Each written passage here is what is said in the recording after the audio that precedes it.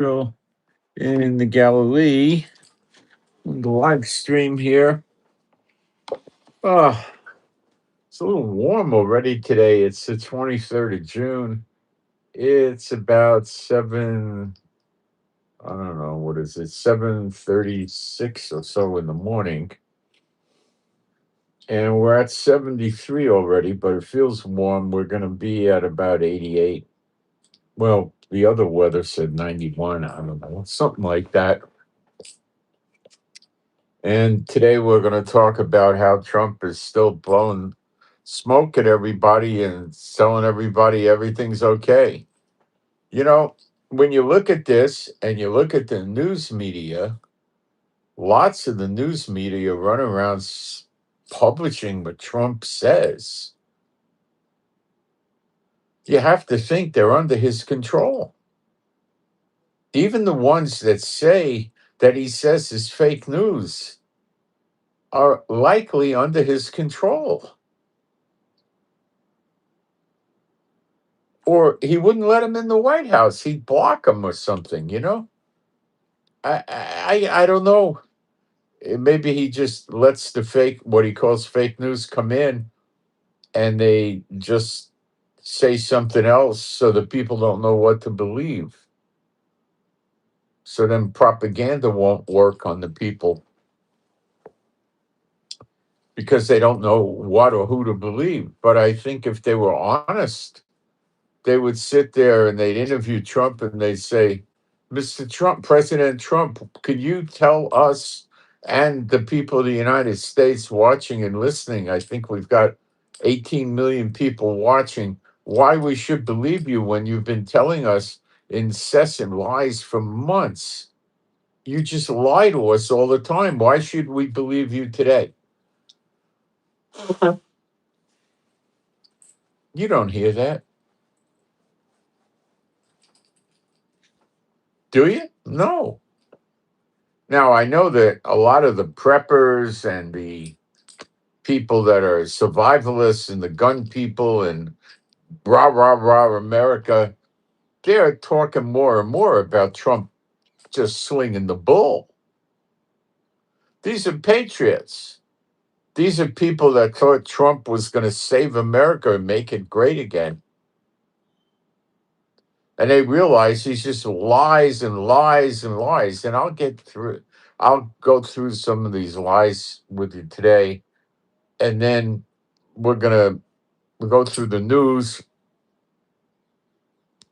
that has some prophetic importance. And then we're going to go to uh, do translations and open up what the source texts really say about Elijah in Kings. Okay. And it's pretty close to what you're used to, but there's a few changes you'll see where the people that wrote, like the King James and the other translations, just went off on a tangent. You see, the Living Bible, that people just write down their opinion of what the Bible says. Well, the King James and the NIV and the New King James and the Revised Standard and all, they did the same thing because it doesn't adhere to the text. And that's what I'm showing you people.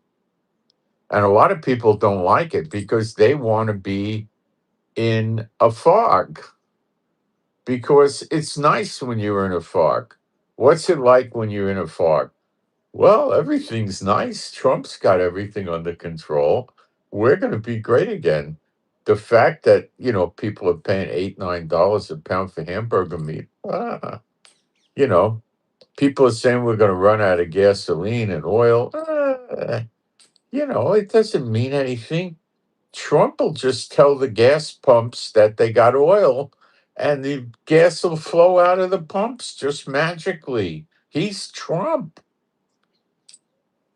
That's what 85% of America operates like? Or they're too involved with their daily stress, you know? Hey, I just woke up. It's 2:30. Man, I gotta get a fix or I'm gonna start getting the shakes in a couple hours. Oh, I got to get my act together. I got to get up. I got to go find my dealer. I'm glad I got some money. I could pay him. I got to get out of here. You got those people. You got the people that are, on what are they, third generation, fourth generation welfare. They have no idea what it is to have a job. None. Okay. They never had a job. Mommy and daddy never had a job. Grandma and grandpa never had a job. They don't know what it is.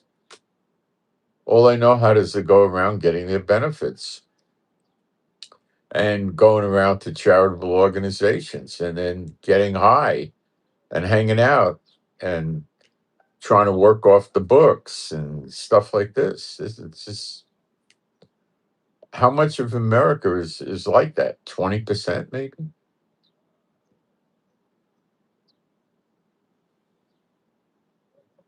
I don't know. Probably. I'm not talking about people on Social Security.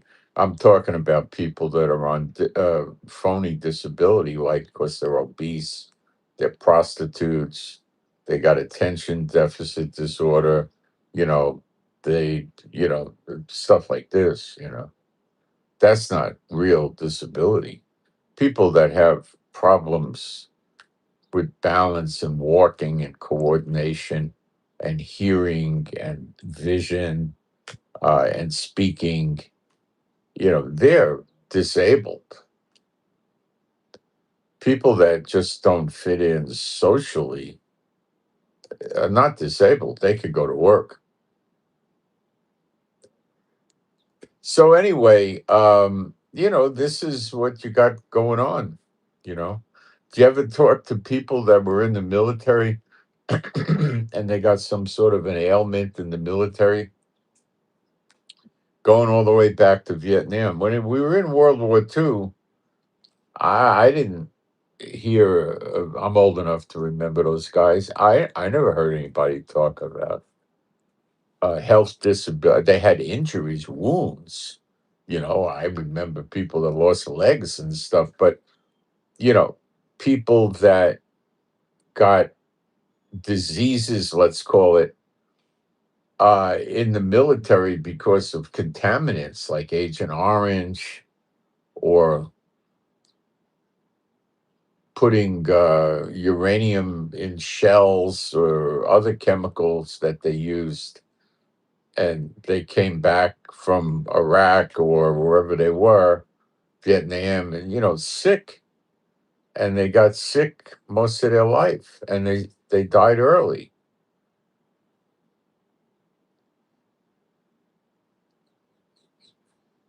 That didn't go on in World War One, World War Two. Even in the Korean War, it didn't go on. The first we heard of that was in the Vietnam War.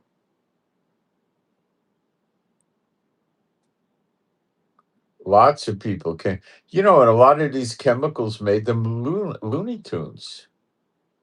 I can't tell you how many people I knew that came back from Vietnam that were basket cases. They couldn't talk about it. Most of the ones that couldn't talk about it were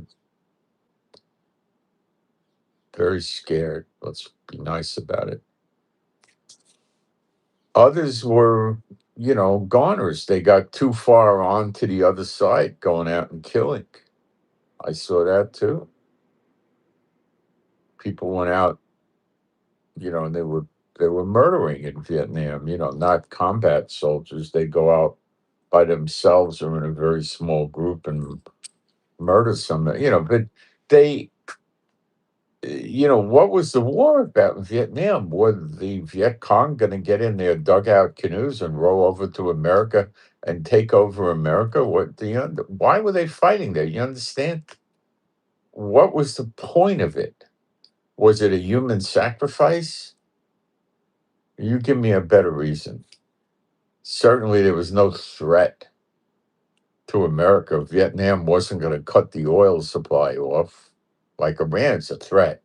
Vietnam, what was it? Were they trying to start a bricks and sell whatever they sell off the the U.S. dollar. I mean, come on.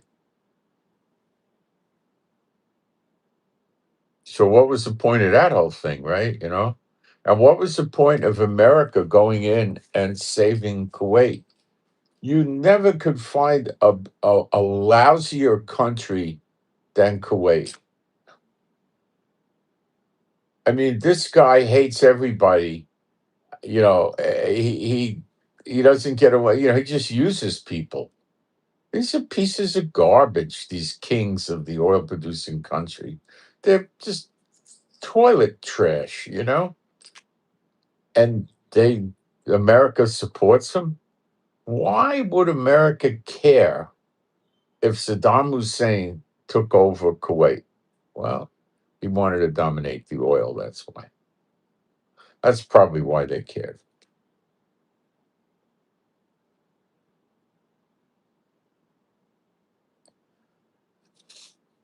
Saddam Hussein was Iraq, and they put up with him for a long time, and then finally they killed him.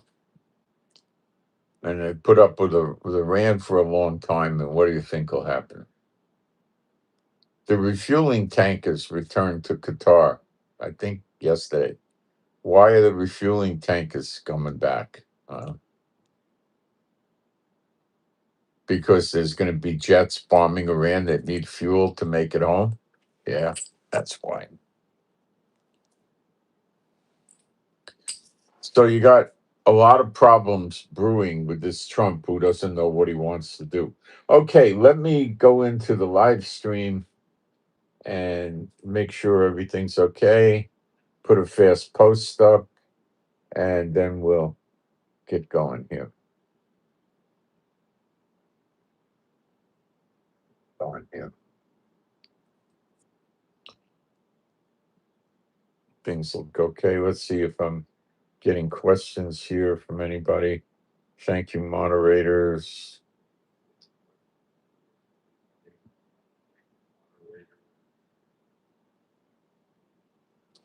No, I was never in the military.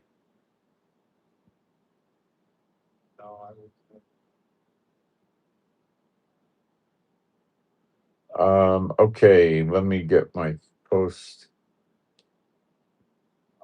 Okay.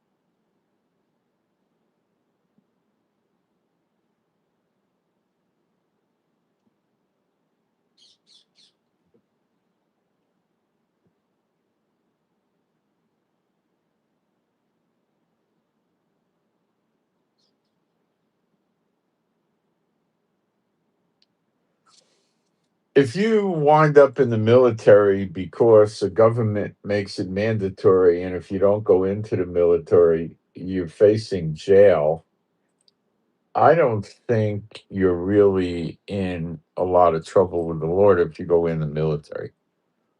If you're in the military and you start volunteering and getting into these murderous groups, special forces and things like that, that might be another story. But America no longer has a draft. So people that just enlist and go around murdering people, I'm not talking about wars, invasions. The government says, okay, you got to go to this country and kill the enemy. You know, see, that's why he takes out all the armies. It's in the scriptures for these days.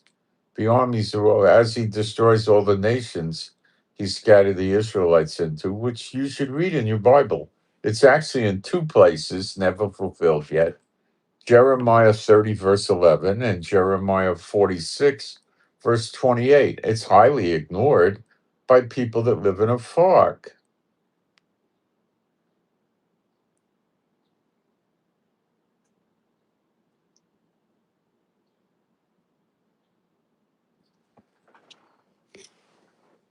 That's the fog people.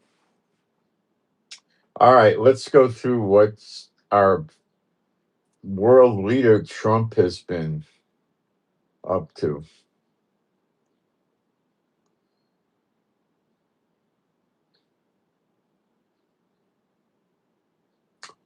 The U.S. Energy Secretary falsely suggests oil moving through the Straits of Hormuz at previous to the war levels. That's so far from the truth, it's not even funny. So that's the U.S. Energy Secretary. See, this is what happens when you have a taxi driver and he loses his taxi, he goes nowhere. When you have Satan bots running a country and they lose their demons, they go nowhere. Interesting thing that happens in Israel, a rabbi, not the ultra Orthodox, just a rabbi, so you'd call him Orthodox, says that service in top IDF commando unit is now forbidden after they allowed a woman to join the unit. So some years ago, the women in Israel were petitioning to be in combat units, and the Israeli government gave in. And now they're petitioning to get into special forces. And years ago, they petitioned to be pilots, and they've got pilots. So that's what they do. Okay.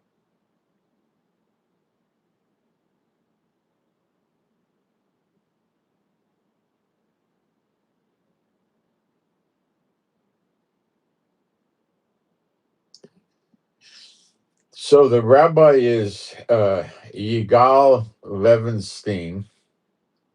When you see Levinstein, you see the word Levi, Levi.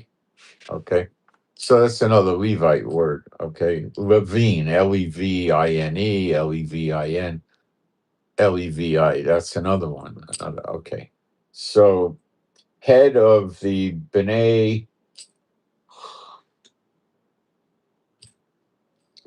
David pre-military academy in the West Bank, settlement of Eli, urges students to avoid Sayeret Matakai. Matkal. That's, I believe, the Navy SEALs. I could be wrong, but I think I got it right. The Israeli version. Um, a deepening dispute over women in combat roles, in this case, in special forces. Sayeret, I'm rather sure, is the SEAL guys, the Israeli Navy SEALs. Um, they're not exactly like the American Navy SEALs. You need to understand they're selected for their multitasking ability of thinking and not panicking or caving in or not knowing what to do or freezing. More so now, they could run 3 miles, but do they take these guys and put an 80-pound pack on and have them march for 24 hours? No, I don't believe so. Why would Israel have a march for 24 hours? That's not something you're going to get involved with in combat. Unlikely. They'll have to march some distances and they have to carry weight. They got to be in reasonably good shape, but they don't go into it the way the Americans do. You know, they run 2, 3 miles, that's fine. If you got to do a 10, 12 mile run in combat, you're in deep doo doo. Um, and, they can do push ups, they can climb a fence, but the emphasis is not on that. They don't select for that. You see, before you get into the Navy SEALs, you got to go to, what do they call it? They got their selection program. It's quite a few weeks. It's a long one. And then you have Hell Week where they don't let you sleep and stuff like that. People frequently get pneumonia there. They take them out in cold weather and they hose them down with cold water. They don't do it. I don't think they do it in 15-degree weather, but they have them sit in cold water and, they're conditioning them to be used to jumping into cold water and being used to it. I imagine that if you took a cold shower every day, after maybe a month, you could probably do what they do. Seriously. I don't know if you'd swim as good as them. They go out and they go on deep ocean swims.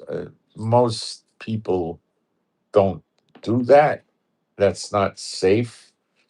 They'll go out in a group and they probably will have a guy with a boat watching to make sure nobody's going to drown. They don't want anybody to drown. That's stupid. They don't want that. Okay. If they see a guy floundering and he's going under and stuff like that, they might, if he goes down and he comes up, they might, but the chances are they're going to grab him, put him in the boat, make sure he's okay.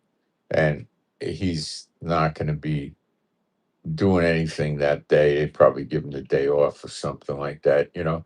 Um, they have people that pass out trying to do things in the pool, stay under too long, and it's like, you know, okay, so they're looking for people. See, they don't train them in the Navy SEALs, that big rough program they have where they test them. That's not real training.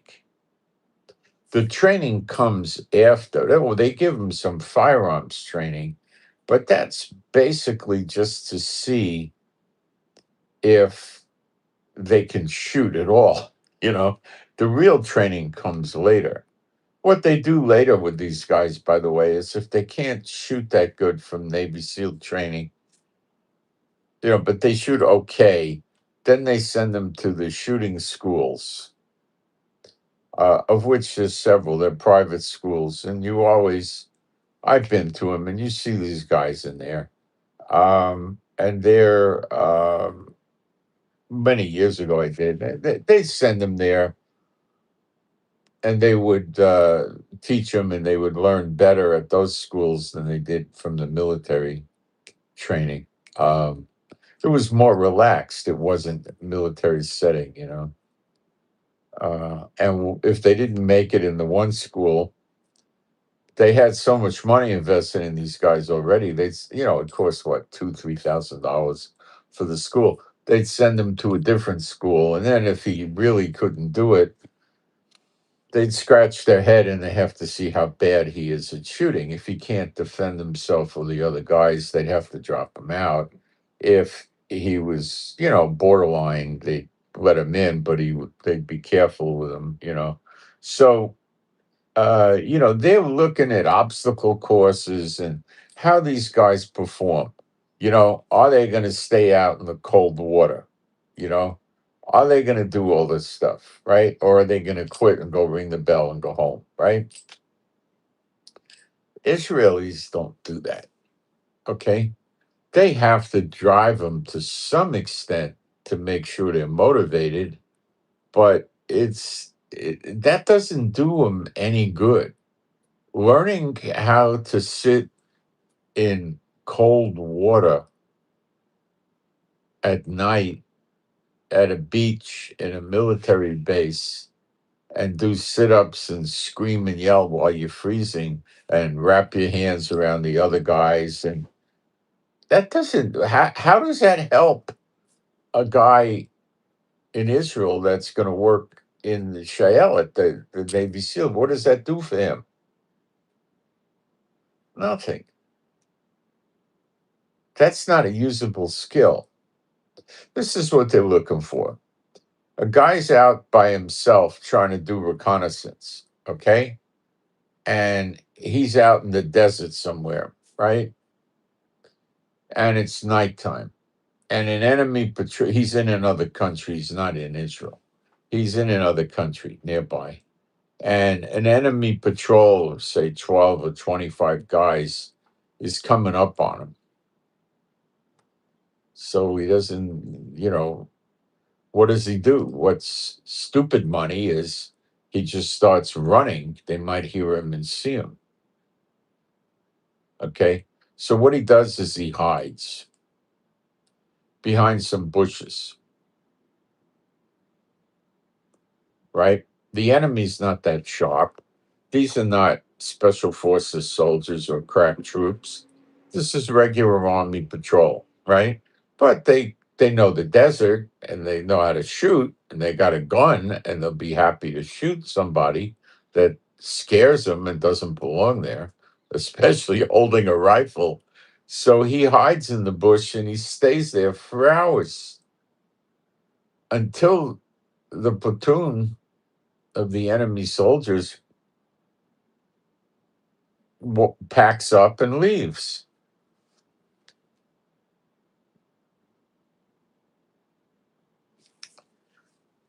So he stays there calm, cool, collected when his life's in great danger. He can't kill 15 or 25 soldiers before they kill him. Not one guy, maybe three or something, but not one. So, this is what they're looking for. The guy can, he doesn't get scared. He's cool, calm, and collected. He has to have good physical attributes, but they're not looking heavy duty in the physical. They're looking to see when he's going to panic and if he can multitask. If two or three things go wrong on the mission, could he still think and figure out what to do? See, this is very, very different than America.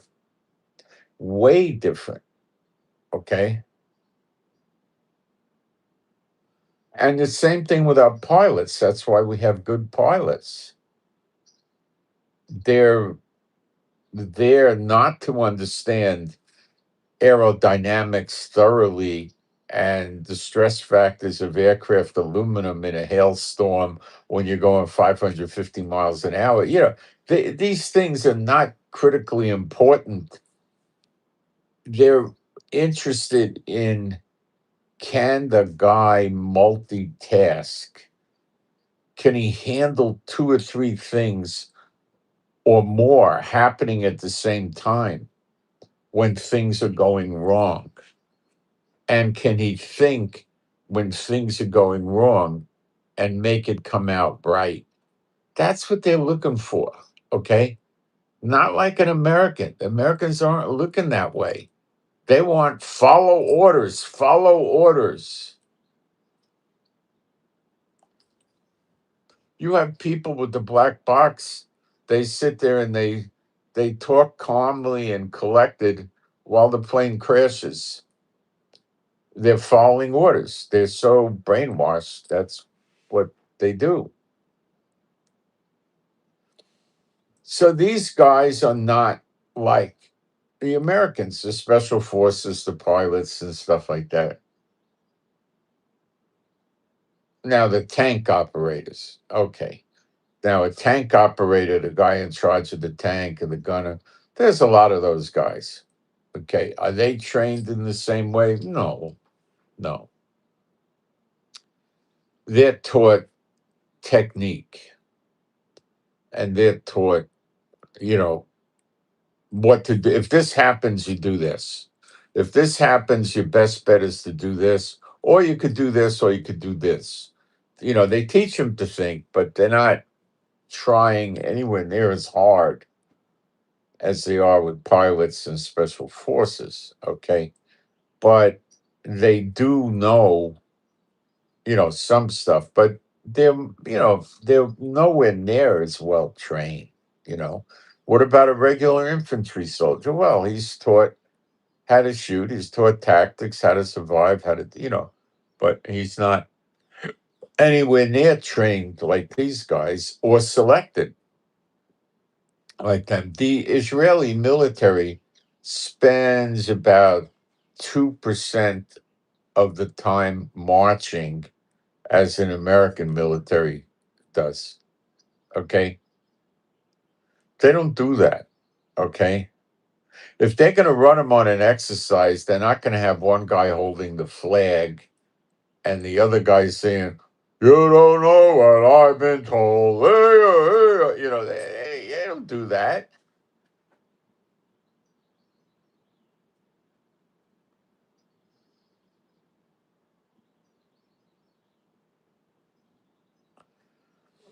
They don't do that. They're going to go out. They're going to run. They're going to go run, and they march them overnight, and they put their hands on the guy in front of them, and they could sleep when they march. They teach that. I don't know if it's really sleeping, but it's probably close enough to get you some level of rest. But um, when nothing, they don't go around making beds in their barracks where you're going to bounce a quarter off of it. Dude, they got to make their bed. Yeah, they can't keep the barracks a wreck, but the barracks don't look anything like what they're going to look like in the American military. They look like somebody's living there, like a hotel room or something like that. They don't, they don't do that kind of thing. Okay. It's not, you know, Israeli women in the military don't get raped. Okay. I think that might happen once every 20 years. They just, it doesn't happen. It just doesn't happen. That doesn't go on. They, uh, they have relations because they're immoral with other soldiers and stuff, but they don't go around getting raped. Also, Israel doesn't have a great career path for military people. They don't. Officers, yeah, they have a good living. If you're going to be in the military, you're going to be like a corporal, a sergeant for a career. It's all right. I mean, you'll get. They'll make sure you got enough money to live in okay, and you'll get a pension and all that. But it's not so great. Uh, they have permanent, but not that great. The food's not so hot either. I haven't heard people brag about the food. Food's not so fantastic.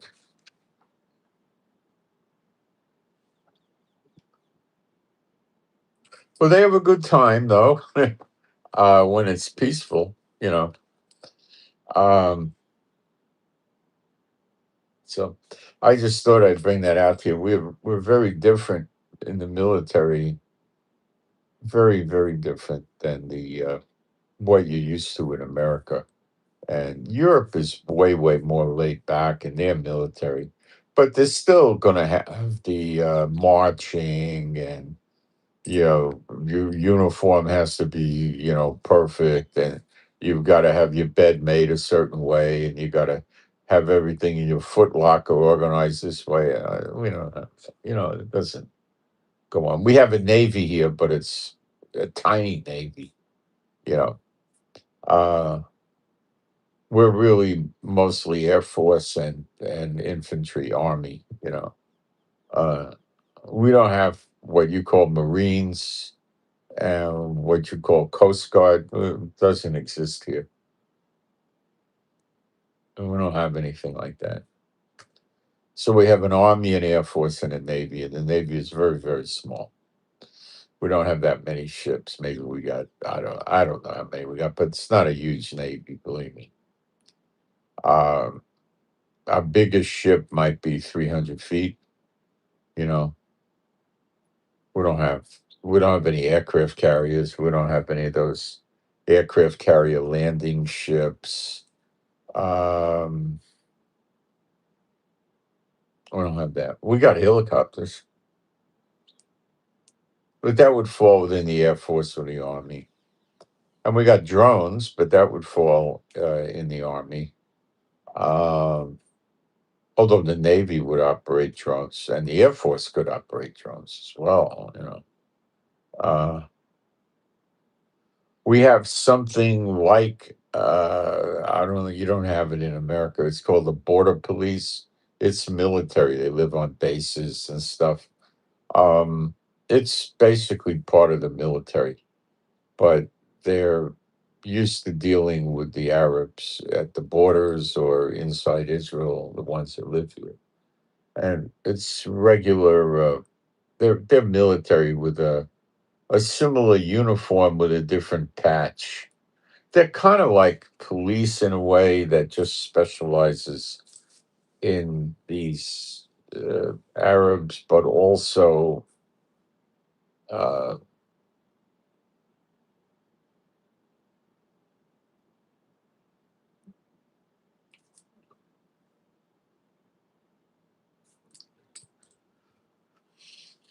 they're also, in the military. It's a specialized thing. You don't kind of have it. It's like a cross between the military and the border, customs and border people. Okay. Um, Netanyahu is so-called panicking, the media says, over a new Lebanon situation where it's a mechanism, they're calling it, where um, it supposedly came out from yesterday's U.S. Iran talks in Switzerland. However, I don't believe there were any Iran talks in Switzerland yesterday. So Iran said they cut the talks out. So this is a lie. Um, and it supposedly could limit Israel's freedom of action and remove it from the oversight framework, whatever that means. Uh, he has launched diplomatic efforts to protect Israel's interests. This Channel 12 reported. Now, why doesn't Channel 12 talk about the Iranians said there were no negotiations? So why is Trump telling us there were? Who could we believe anymore? See, they're not talking straight yet. It will change because they're sweeping this under the rug. But the rug is sticking 5 feet up in the air now.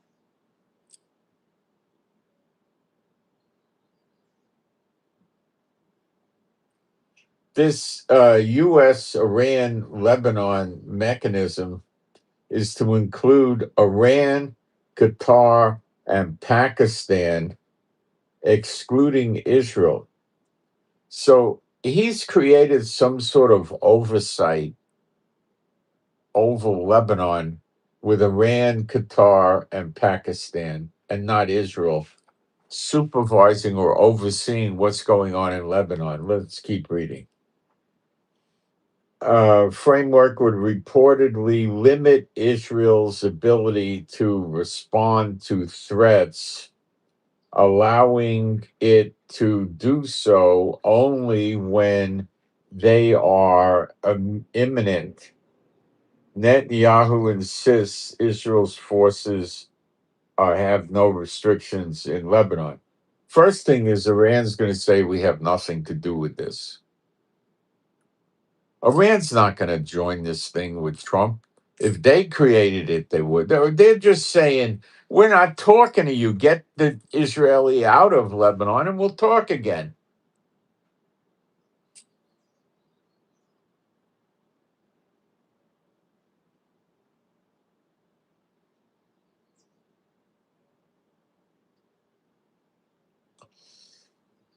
This is coming from the White House. More blatant lies.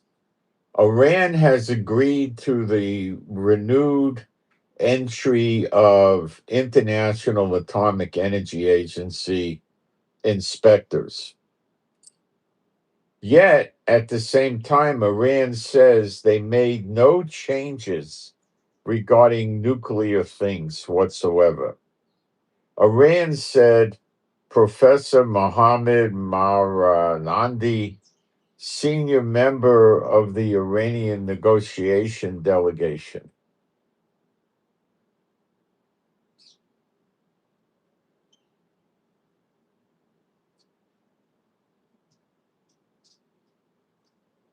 Yesterday, the possibility of International Atomic Energy Agency inspectors coming to Iran was not discussed at all. Ignore the Western propaganda. So Trump on his own decided to get enemies of Israel, Muslim states, Qatar, Pakistan, and Iran to control what Israel could do in Lebanon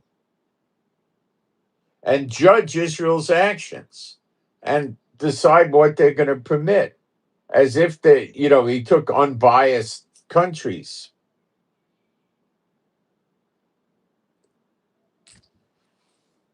Daughter of Babylon is not long till it goes down. You understand? You got it? This is recompenses. Trump is trying to recompense Israel. What happens? The Lord takes Trump's recompense and turns it on his head, and America too. That's what happens.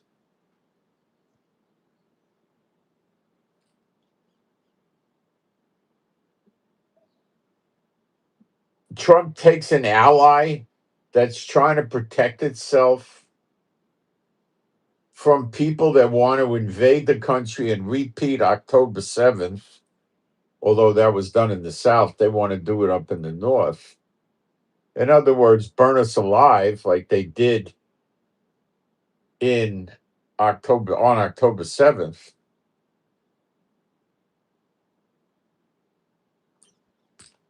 Kill us, cut fetuses out of pregnant women, rape women, the mothers and the women, children in front of the rest of the family, then kill them all. That's what they did, and and then take them hostage and rape them every day until they're dead. And that's what they did. And that's what they want to do again. And Qatar supports them. Pakistan is just like them. And Iran is the one financing it and leading them. And Trump says they're going to be in charge of Israel. The prophecy where it says he will do evil in our sight is coming to pass. I'll read it to you. And of course, if you're going to make believe America's not the daughter of Babylon, then you're going to ignore it. But let me ask you, who is? Who is? It has many cities. As it says, I will kindle fires in and around your cities in the plural. It's on many waters. Let's see. Gulf of Mexico or Gulf of America, Atlantic, Pacific, 8,000 rivers, and probably 100,000 lakes, many waters. So who is it? It's Rome. They don't got any waters. What about uh, Saudi Arabia with Mecca and Medina, or whatever they say? Those are the desert. And the Jews come out of the daughter of Babylon and go to Israel. What Jews are in Saudi Arabia? Where they got 10, maybe? I don't think they have any. And what about in Rome, in the Vatican? The Vatican's daughter of Babylon. I think there's about 300 people living there, and they don't have any Jews there, and they don't have waters, and they don't have many cities. People don't think they're in a cloud. And when you're in a cloud, you're in a fog. Oh, everything's okay. America's the best country in the world. It's lovely. Just because we have a president who can't stop lying, it doesn't matter.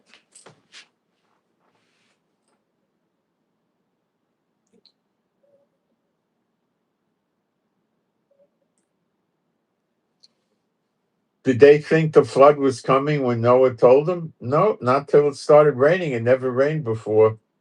Then they died. Did they think anything was going to happen in Sodom and Gomorrah? No, did. Fire and brimstone killed them.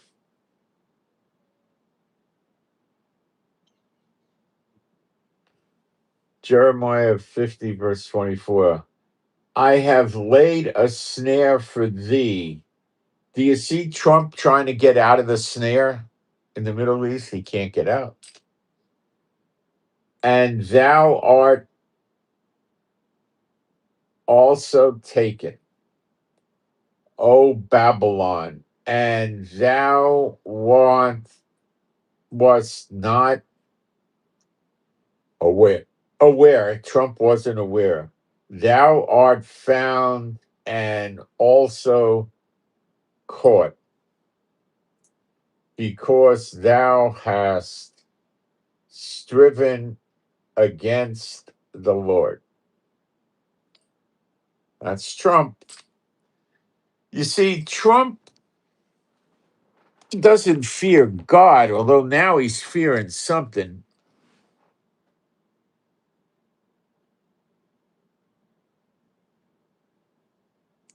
I'm trying to think of.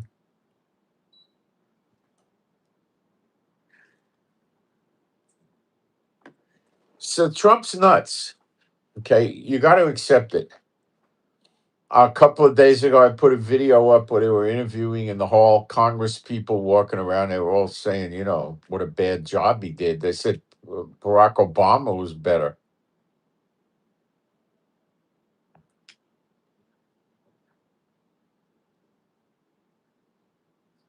The sanctions are lifted, and Iran has the Gulf closed. Do you see what you're dealing with here? Trump's got a severe case of the stupids. I'll say again, the sanctions are lifted for Iran, and at the same time, they are continuing to keep the Gulf closed.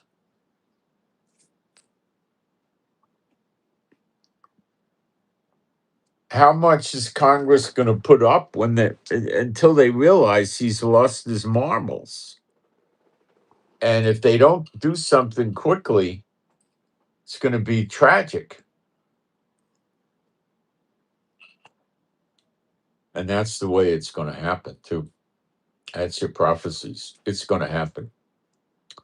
Maybe not immediately this week or this month, but it's going to happen.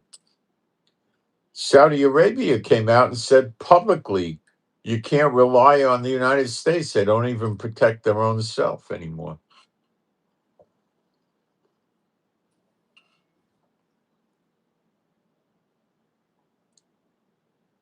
What Saudi Arabia, the kid there, is looking to do is find somebody to take care of him so he can sit there and lavish in his trillions of dollars while somebody else sends their soldiers, their children to go die for Saudi Arabia.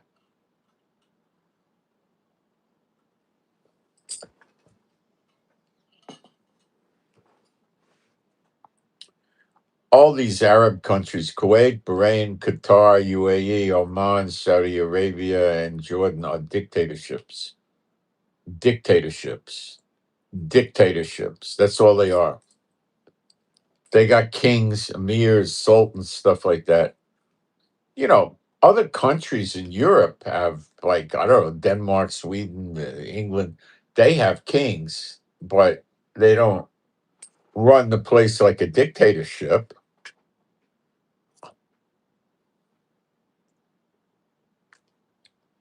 They do in these oil producing countries. They're straight up. If the king wants to go kill somebody, he's just going to go kill him. What is going to happen to him? He's got immunity from anything. His income is about 100,000 times greater than anybody else's. I mean, the guy has a big, vast estates guarded by the army. You know what the payroll is. If you got an estate that's like 25 acres or something, and you're living in, 10 or 20,000 square feet with 6 or 7 outbuildings around the big walled area, and you got, 300 soldiers there all the time. What's the payroll on 200 or 300 soldiers with their pay and their benefits and all the equipment?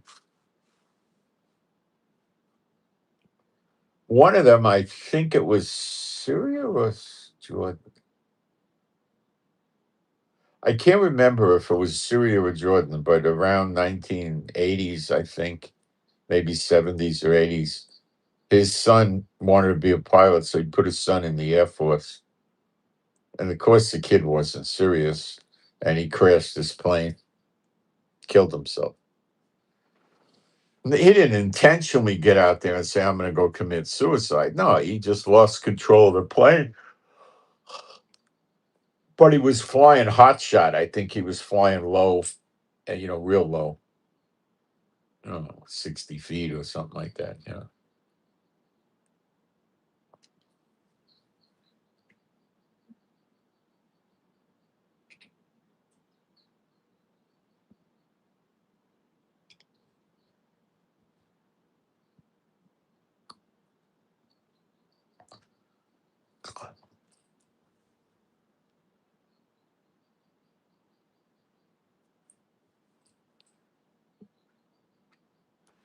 Yeah.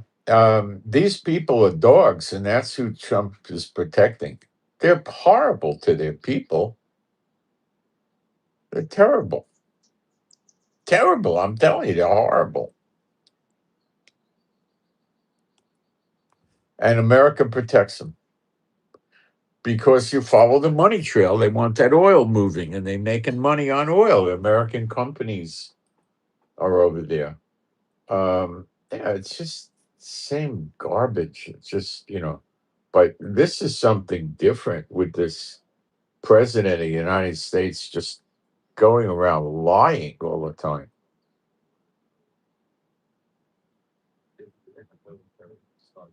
How can you trust this guy, the president, if he's just going to run around lie constantly? How can you? I mean, how do you know if and when he's telling the truth? You don't.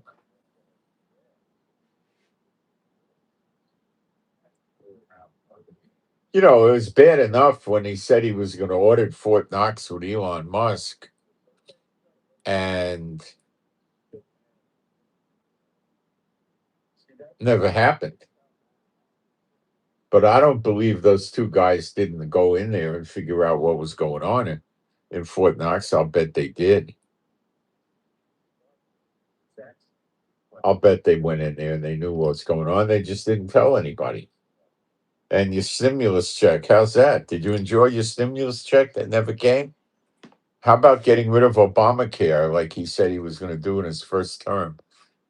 How about the tariffs? You enjoying the tariffs, paying a lot of money for bringing goods into America that you never used to pay? You're paying those tariffs. You used to get an $800 exemption on foreign goods coming into America. So you could order something from AliExpress in China and it wouldn't be taxed. Okay. If it was less than $800. Now you have the privilege of supporting Trump. So he increased your tax base.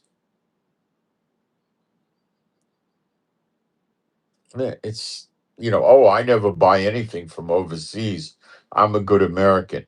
Oh, great. So when you go to the good American stores like Walmart, which put the little guys out of business, yeah, uh, you're buying goods that they bring in from overseas. There's taxes on those.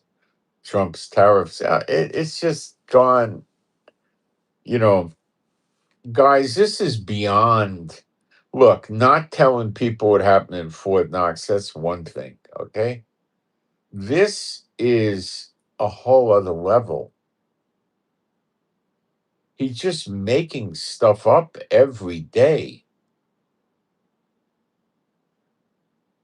And the Congress is not insane. How long do you think they're going to put up with this? What are they going to do if the media ever starts talking like me? Well, Mr. Trump, could you tell the American people why we should believe you today when you said Iran said they changed their policies and they're going to let the International Atomic Energy Inspectors in when Iran adamantly denied it ever happening and says you're spreading propaganda? And then they contact the International Atomic Energy guy and ask him when he intends to go to Iran.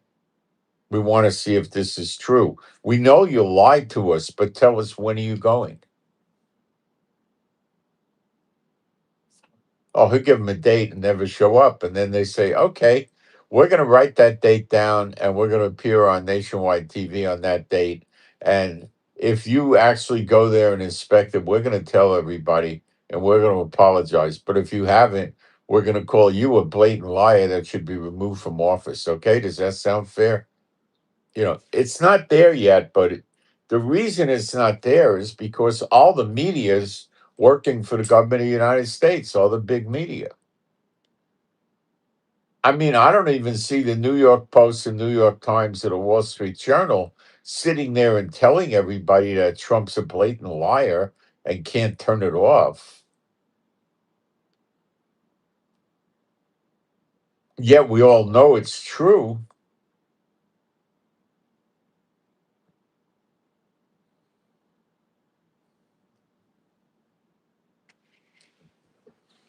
I think it's pretty scary for America to have a president that lies like that. Imagine if the war lights up the lies he's going to tell you. Foreign soldiers are marching in on the East Coast. He'll say, oh, we repelled them. And then you'll look out your window and see tanks rolling down the street.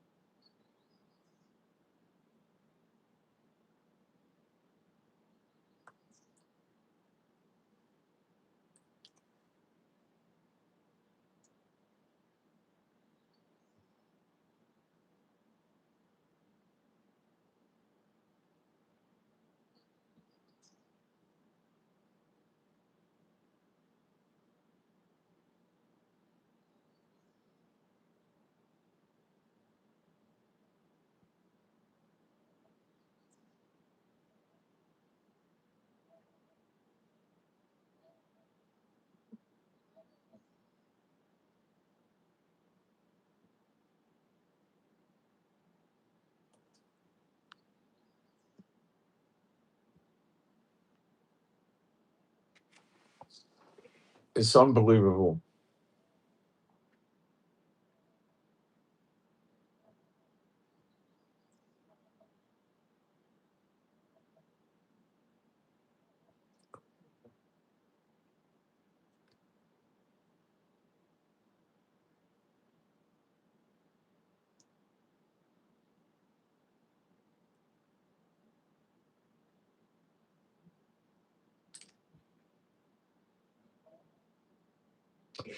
Causes all the trouble in the world. It's not the people, it's the government. The Satan bots that run the government. It's always them.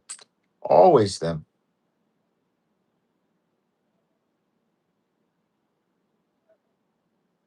Who makes your life miserable? The government. Who else? The big corporations. They're the ones, those Satan, they're the ones that, and the people are all dumb. They don't understand what's going on.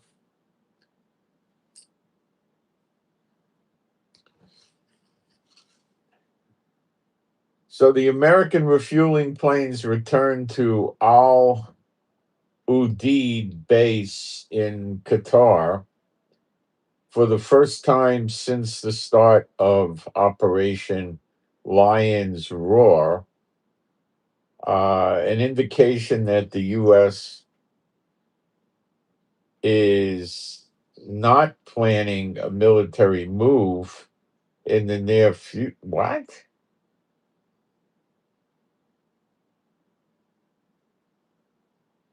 The American refueling planes go back to Qatar,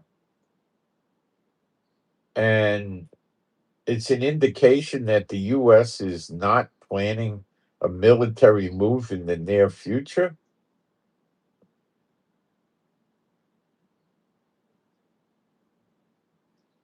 because it would endanger these planes due to their proximity to Iran.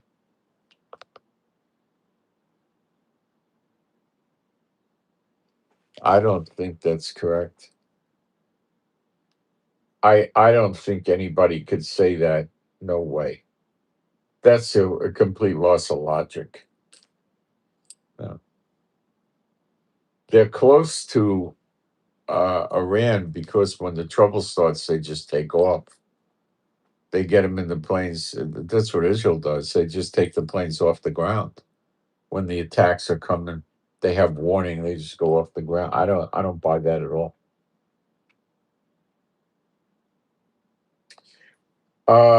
Yesterday evening, Mohammed Marandi, a member of the Iranian negotiation delegation, emphasized that they will not purchase agricultural goods from the U.S.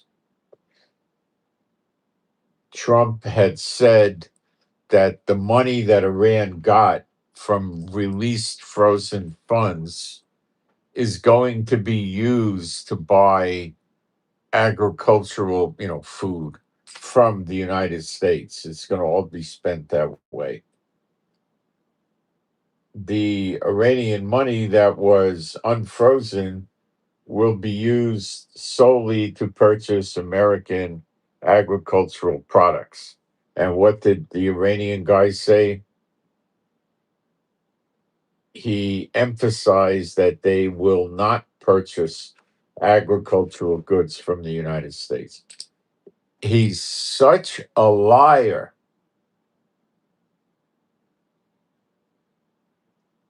Trump is such a liar. You're going to see Iran is going to call it out, by going to war mode again. And then what is Trump going to do? Nothing. He said, I'm president. See, I remember people saying he cheats at golf. All he cares about is winning. He cheats people at golf, right? Why would you want to cheat anybody at golf? Because it doesn't show that you have a skill level at golf and you're a good golfer.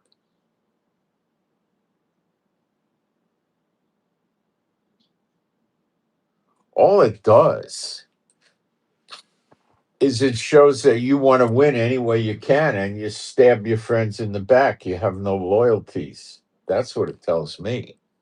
He has no loyalty to anything. He has no ethics, nothing. And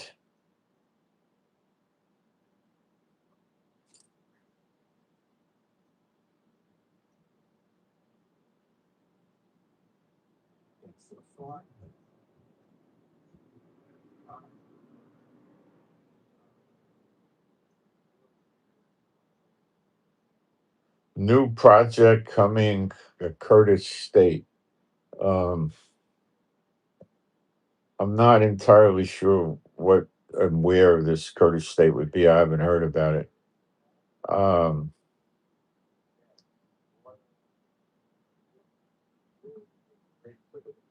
not aware of a Kurdish state popping up. Iran was bombing Kurds, Turkey bombs Kurds, Syria goes after Kurds. I don't know where they're going to have a Kurdish state, but I haven't heard anything about that. So let me check and make sure, but I haven't heard anything about that. So I'm not thinking it to be true, but let's check.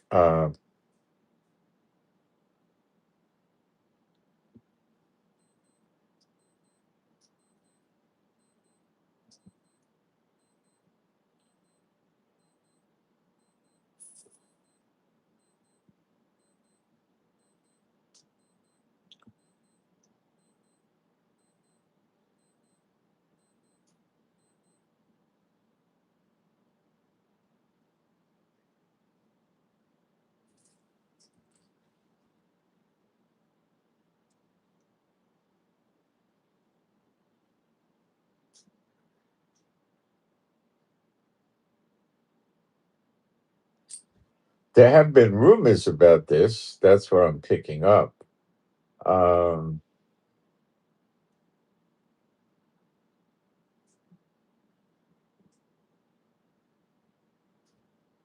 In Iran, Kurdish opposition groups formed a new alliance, and some Kurdish fighters have talked about greater autonomy of self-government if Iran government weakens further. Well, I don't think it's a bad thing that they get themselves a government. I don't think they tend to like Israel.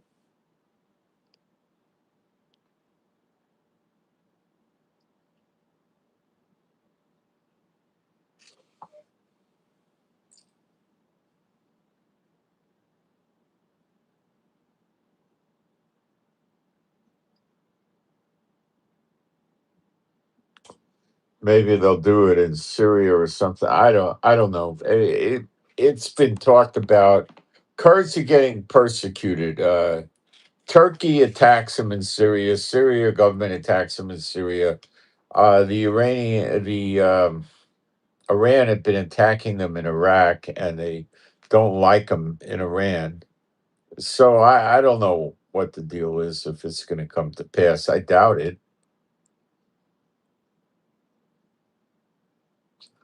because whatever country they're going to put it in, the country itself is going to oppose it because they're going to have a threat from the Kurds. If Syria, which would be the likely one, carves out a bunch of land for the Kurds are independent. They're going to start arming up.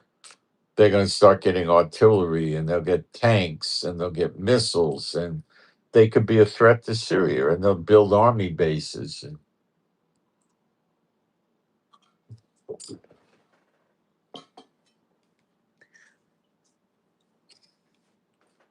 Trump might support them because he might try to sever off from Syria the oil area and give it to the Kurds, and then run the Kurds, and then control the oil better than he can with Syria.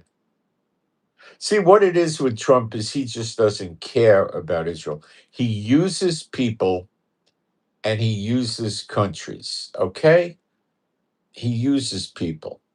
That's all he does. Okay? And when they're of no value to him, or somebody comes along who's more valuable, he fires them.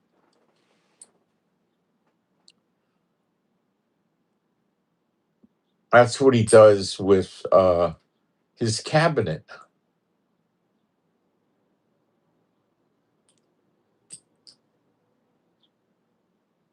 In his first term of office, he was churning through cabinet members, Secretary of Defense, and State. You know, he starts grinding through them.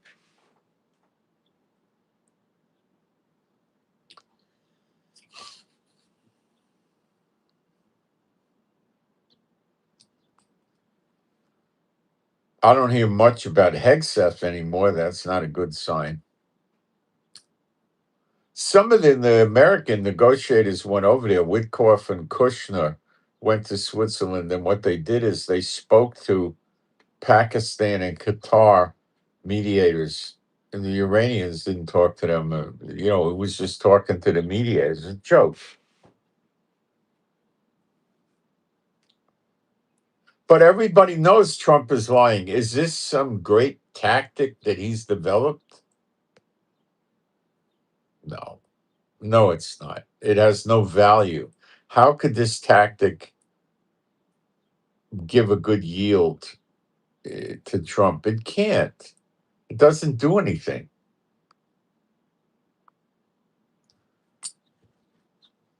The Iranians are nervous that Trump's going to go bomb them, and they don't want that. But there's a point where they're going to just ignore Trump. If they could keep the Persian Gulf closed, they'll just ignore Trump. But they got a problem with Lebanon. They're scared to death of losing their proxy. They don't want to lose their proxy. Hezbollah, because if they lose Hezbollah, They're too vulnerable to Israel. Trump's expressing displeasure with Netanyahu taking so long to get rid of Hezbollah. Why is Trump behaving like that? Because he knows Netanyahu's dragging it out because of his criminal cases. So he's upset. So he might be doing something like this because Netanyahu let him down. Trump might have said, hey, the press is really building up on Lebanon. You got to bring this to an end quick, or the pot's going to boil over. You got to deal with this quickly. And Netanyahu won't do that. He deals with it enough to make the Israelis happy, but he doesn't get going quick enough to play wipeout, you know, on Hezbollah.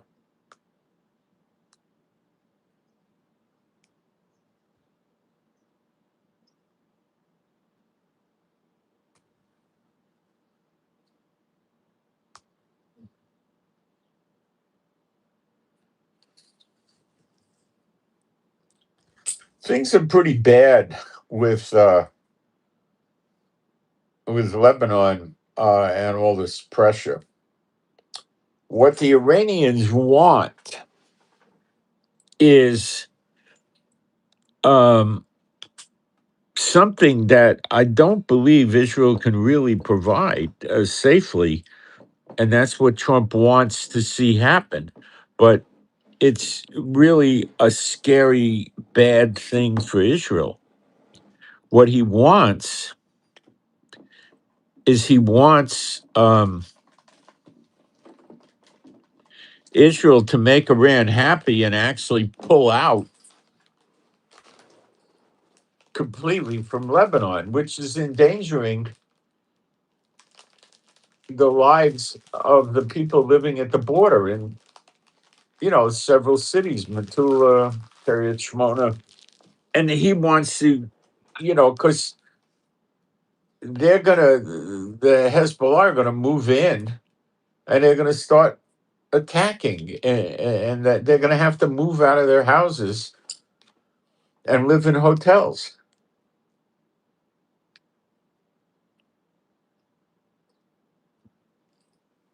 The Shin Bet, which is sort of kind of like our FBI in a way, like the American FBI, said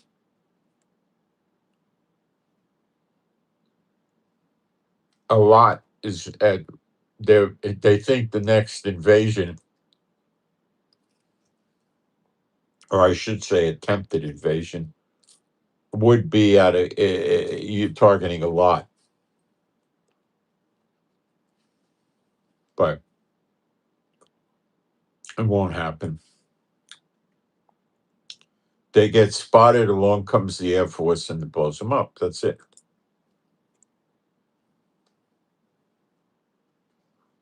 It's not rocket science, okay? If that, for some reason, the aircraft don't get them, then you just put the tanks there.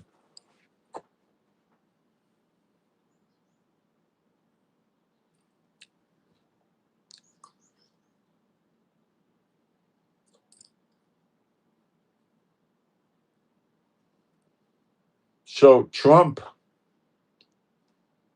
trying to dig out of the snare,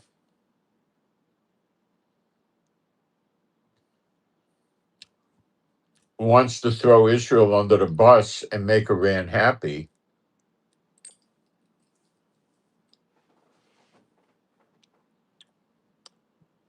He hasn't figured out that there's no satisfying Iran. If Trump surrendered himself to Iran and said, kill me, that wouldn't stop him.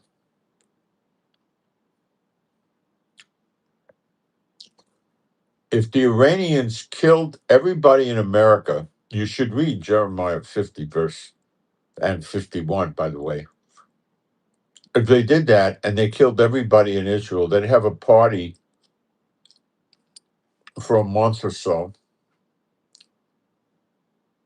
and then they would say they got to kill everybody in Europe. If they killed everybody in Europe, then they would say they got to kill everybody in South and Central America. Then they got to kill everybody in Asia. Then, after they finish killing all the non Muslims, they would decide they have to kill the kind of Muslims that don't agree with them.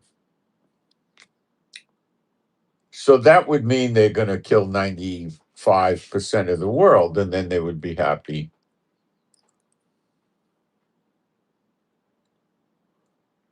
Trump doesn't understand that. See, what the American position is we're making plenty of money here in America. We got our yachts, we got our private planes, we got our mansions. We're living the life, and we don't want that to stop. So if we got to, put up with some crap from Iran and the others to keep the oil flowing, we're okay with that. We don't care. We got plenty of money.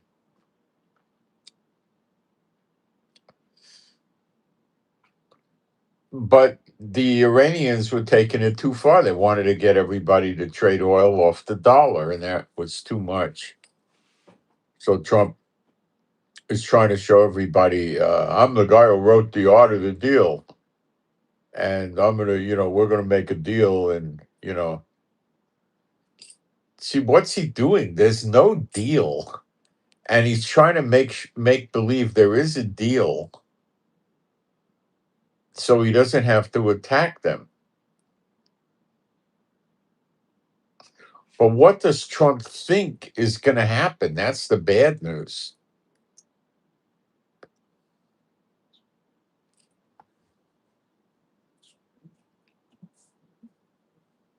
Is he going to actually go back? I don't think Trump's capable by himself of actually going back and wiping them out.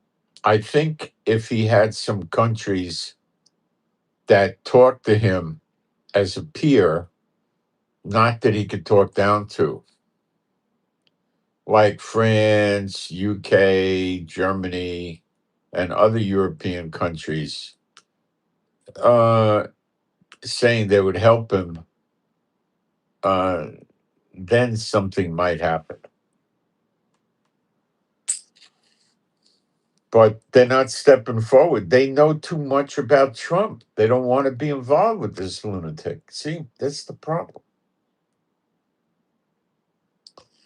Trump has lost all his street creds. He has no credibility. Nobody trusts him anymore. Netanyahu is forced to deal with him.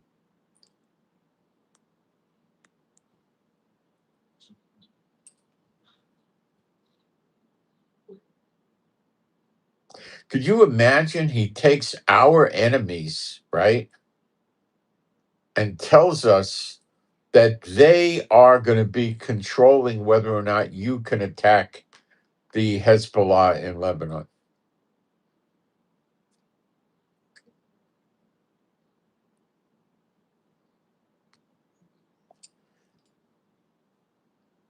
Netanyahu is just not going to put up with it. What's Trump going to do? Nothing. Sanction us. He'll put sanctions on us. Congress will go crazy. They'll have so much trouble in America. But he might do it.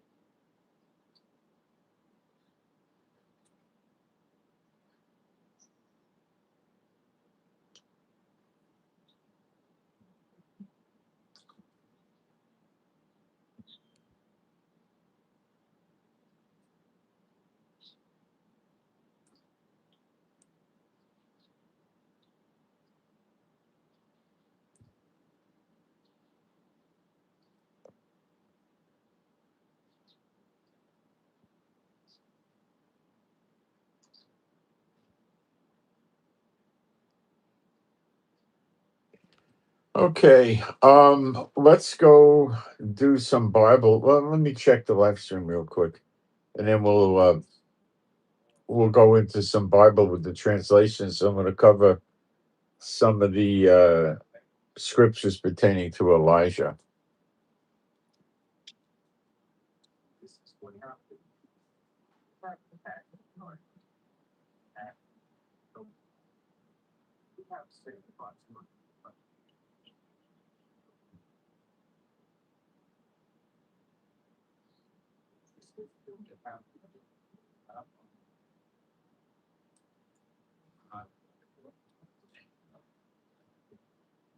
Don't be so sure that the Syrian people are going to be able to annihilate Hezbollah because Iran will start throwing missiles into Syria. What's Trump going to do? Nothing. What do you think he's going to do? Nothing. Iran knows that. What's Israel going to do? Nothing.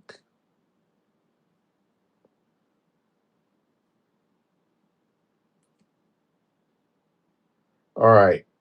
So we're going to go into.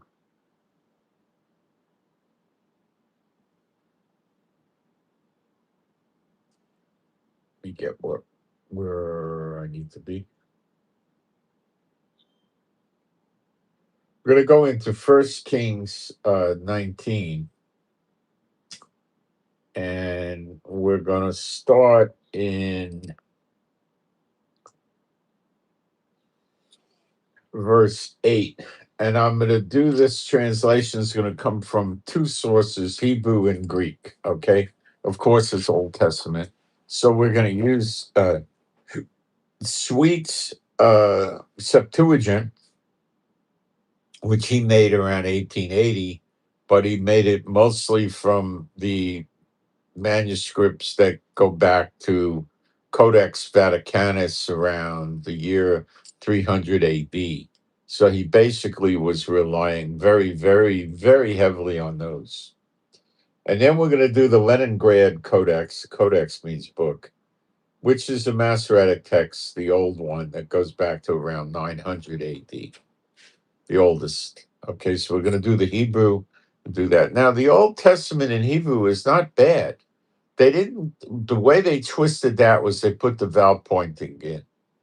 And they said, well, they wrote the vowel pointing. It wasn't in the original text. The prophets never wrote it. So they wrote it and they changed the meaning and the pronunciation of the words with that. So you just ignore the vowel pointing. That's all.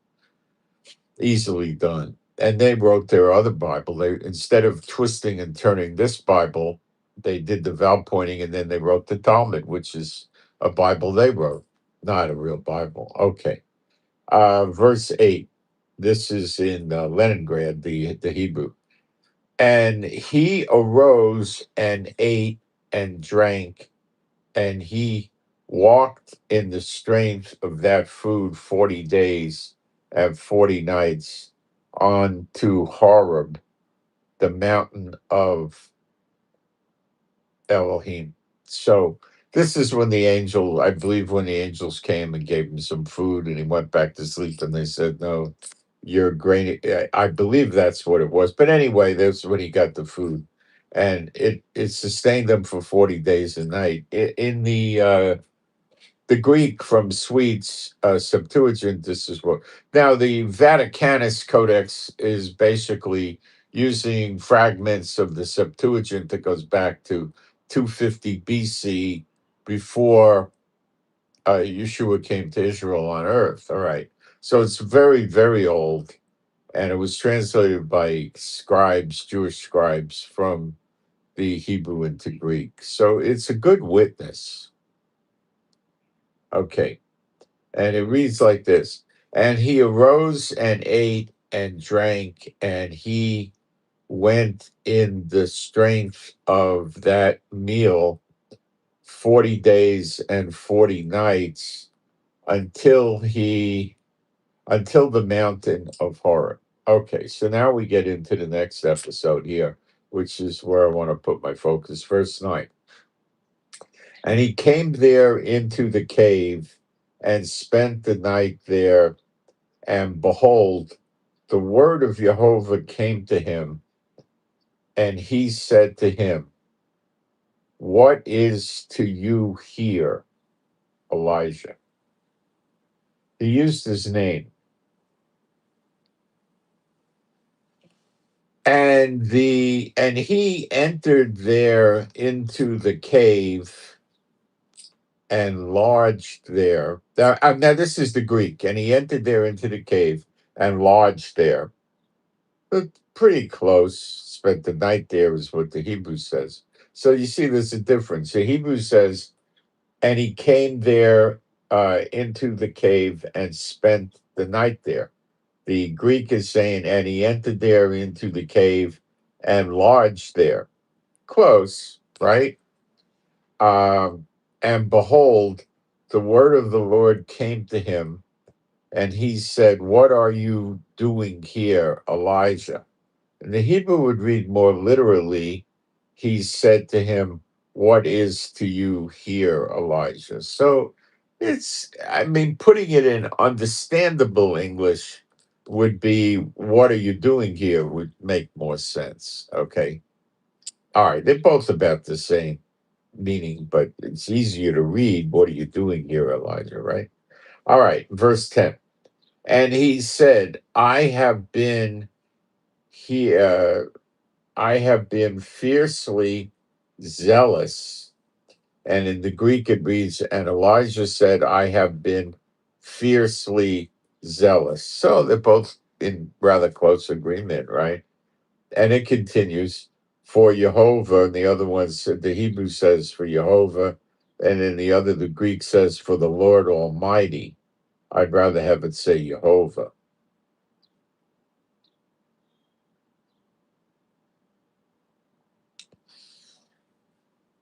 He says Jehovah, God of hosts, and the other one in the Greek says the Lord Almighty. See, the God of hosts would be it, would be the better one. Okay, the Masoretic text isn't bad. It's the translations that are no good. The Hebrew's not bad because the sons of Israel have forsaken your covenant, your altars. They have torn down, and your prophets they have slain with the sword. And I am left, I alone, and they seek my life to take it. Wow. So he's running and hiding in the cave because he's saying, there's nobody left but me, and they're trying to kill me. Now we'll read it in the Greek. And Elijah said, I have been fiercely zealous for the Lord Almighty because the sons of Israel have forsaken your covenant.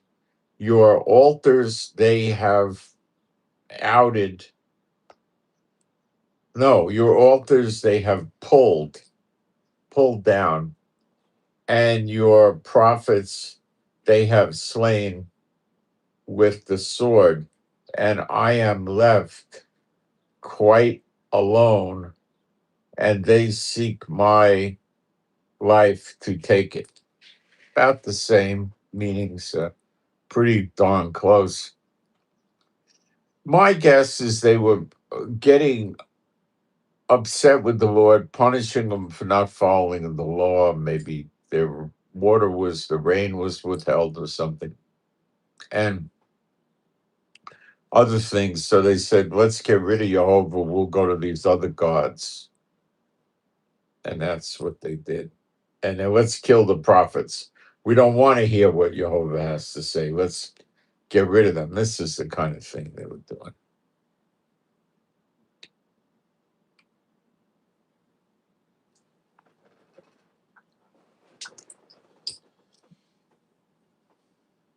And he's not exactly unlike the beast in taking the mark, but not exactly the same thing. They were using Jezebel back then.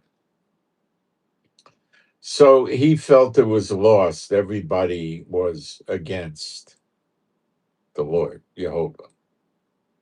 Sort of like today, right? Let's read. And he said, go out and stand on the mountain before Jehovah. And behold, Jehovah was passing by, and a great wind tearing mountains and shattering rocks before Jehovah. Wow.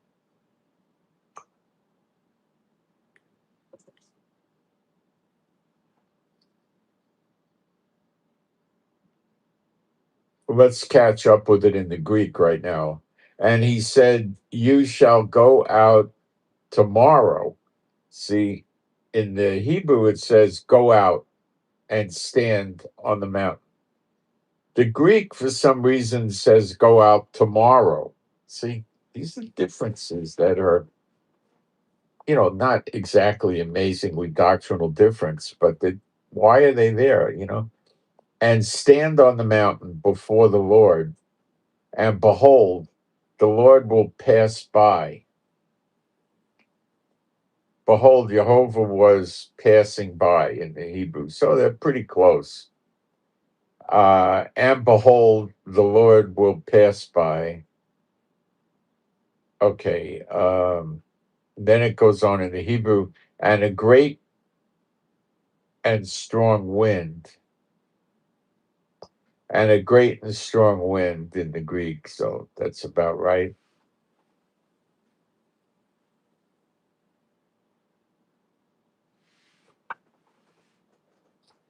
And a great and strong wind tearing mountains and shattering rocks, disrupting mountains and shattering rocks.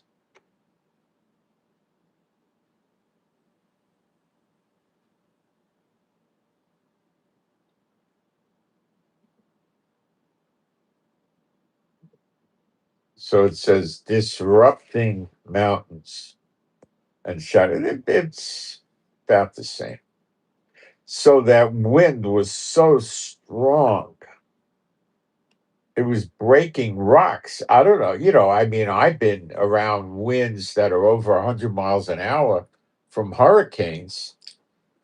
Nothing even came close to shattering a rock. I don't know what you'd probably be looking at a 200-300 mile an hour wind, I suppose, or more. I don't know. Before Jehovah. Okay. And it says before the Lord in the Greek. And then it goes on. Um, Not in the wind was Jehovah. And the Greek says, and there was no Lord in the wind. All right. We'll give him that one. And after the wind, an earthquake. And in the Greek, after the wind, a shaking. It should be earthquake. But I don't know if they had the word earthquake back then, so he used shaking to be more precise, I guess. Um, and then it says, not in the earthquake was Jehovah. And it says, there was no Lord in the shaking. All right. Now we're in verse 12. And after the earthquake, a fire. Not in the fire was Jehovah. The Greek goes, and after the shaking of fire, there was no Lord in the fire.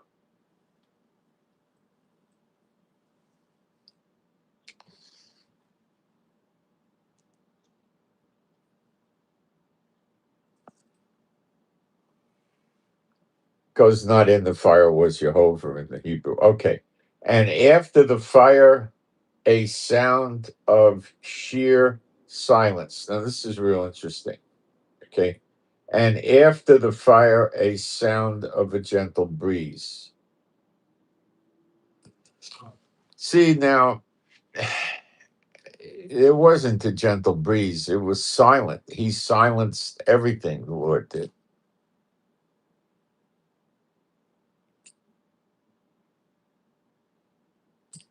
And it came to pass when Elijah heard it that he wrapped his face in his mantle, and went out and stood at the opening of the cave. And we'll read it in the Greek. And it came to pass when Elijah heard it, he covered his face with his mantle and went out and stood under the cave. That's how do you stand under a cave? The Hebrew says went out and stood at the opening of the cave. That's way more graphic. And behold, a voice came to him and said, "What are you doing here, Elijah?" And in the Hebrew, it says, "And behold, there came a voice to him and said, What is to you here, Elijah? What is it to you here? Why are you here?" Okay. Now, creating the silence would be after all this racket, earthquake, winds, and everything. Then it got real quiet. So Elijah listened and he heard that still voice, the very soft, quiet voice. "Elijah, what are you doing here?" He wasn't trying to scream at Elijah. He wasn't really that mad with Elijah. He was trying to reason with Elijah and explain to him what to do now. He wasn't really, he was trying to give Elijah gentle correction, not, banging him around. Okay. And he said, "I have been fiercely zealous for Jehovah." And in the Greek, it says, and Elijah says, "I have been fiercely zealous for the Lord." For the Lord, the ruler of all. And the ruler of all, but the Hebrew comes out as for Jehovah, God of hosts. The Greek loses here, the Hebrew's better. "Because the sons of Israel have forsaken your covenant." And in the Greek, it says, "Because the sons of Israel have forsaken your covenant." Oh, same. It goes on in the Hebrew, "Your altars they have torn down." In the Greek, the ancient Greek,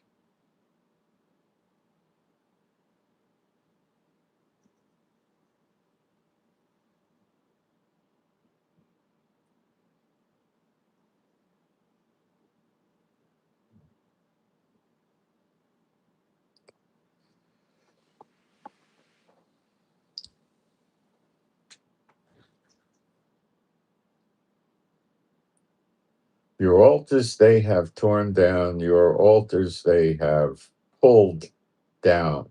That's the Greek. The Hebrew's torn down, pretty darn close. "And your prophets they have slain with the sword." That's the Hebrew. And the Greek is your altars, and your prophets they have slain with the sword. It's very close.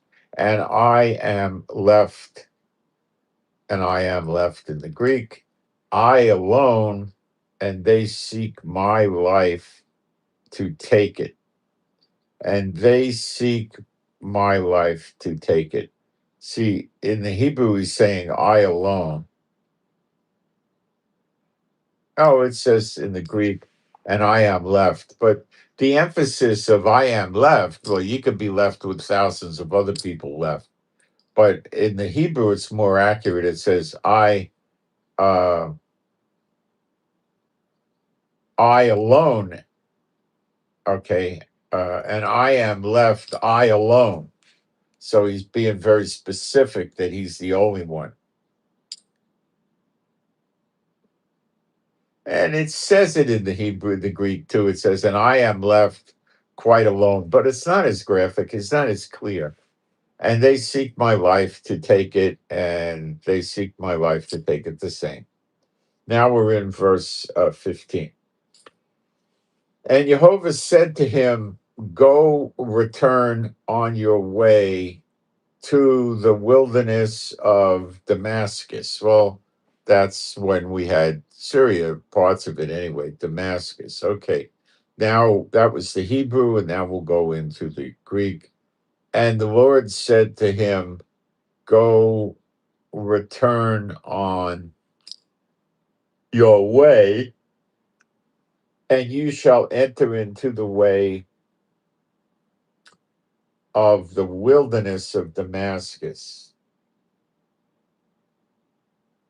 They're pretty close. Return on your way to the wilderness. So he's giving an implication that return on your way, to go back that way. But that could just be a figure of speech too. And you shall enter and anoint Hazael as king over Aram. And in the Greek, we get, and you shall go and anoint Hazael to be king over Syria. So it's more helpful to us to see Syria today in this day than Aram. You see, the prophet would anoint them. So when things were working okay, you had a Kohen Gadol, a high priest, you had a king, and you had a prophet, and they all had an anointing. They all had the Holy Spirit. But they were the only ones that had it. Okay. Today it's rather widespread, of course. And Jehu, Jehu in the in the English. This is from the Hebrew, and there's no J in Hebrew, so it's Jehu, son of uh, Nimshi.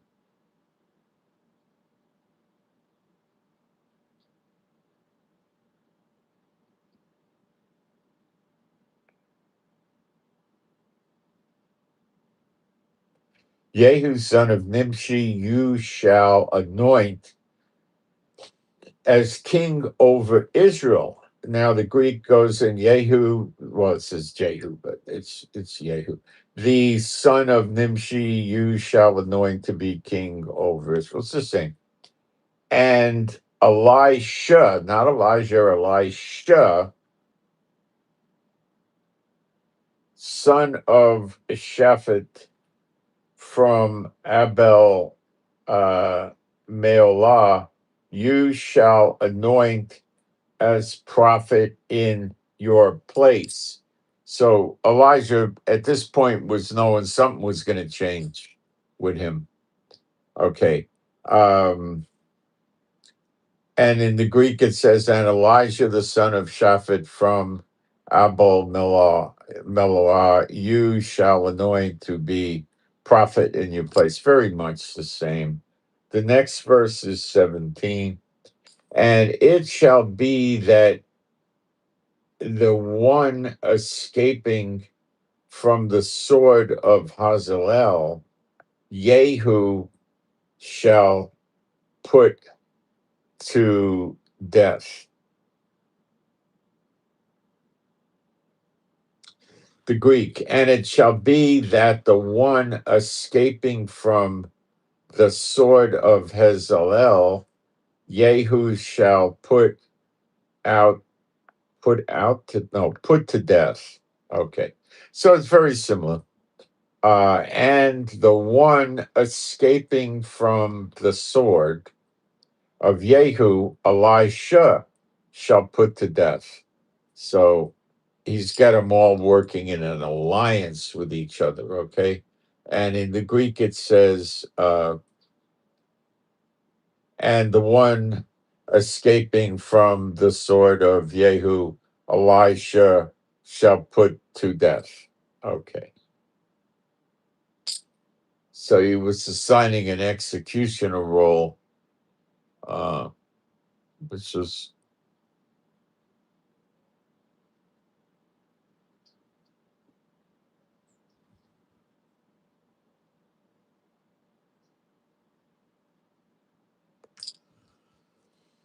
all right. Now we're in verse 18, and it reads like this: Yet will I leave in Israel 7,000. And in the Greek it says, and you shall leave in Israel 7,000. Now that doesn't make sense. Why would Elijah be leaving 7,000 when he just got finished telling God he alone is the only one zealous for the Lord? See, the Greek's not right, the Septuagint, and that's really an old witness. Yet I will leave in Israel 7,000. That's the Lord talking. Yet I will leave in Israel, and then the Greek says, and you shall leave. So I would go with the Hebrew, right? Okay. All the knees that have not bowed to Baal, and in the Greek it goes, all the knees which did not bow the knee to Baal. Pretty similar, really. And then back to the Hebrew, and every mouth that has not kissed him. And the Greek is, and every mouth which did not do obedience to him. See, I like the kissing better because it showed how they did it. And you see the Catholics with their statutes and the people kissing him.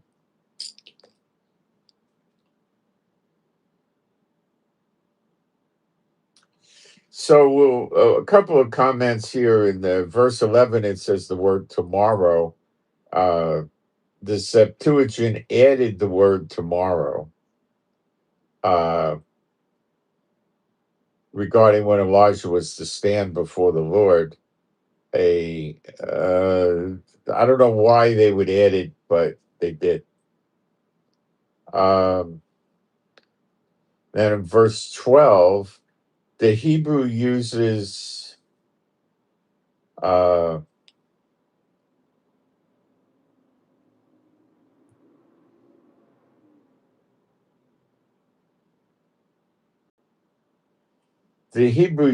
words from roots that mean to be still, dumb, or silent, as in like a crushing, like a serious stillness. All of a sudden, all the noise stops. Really quiet. Uh,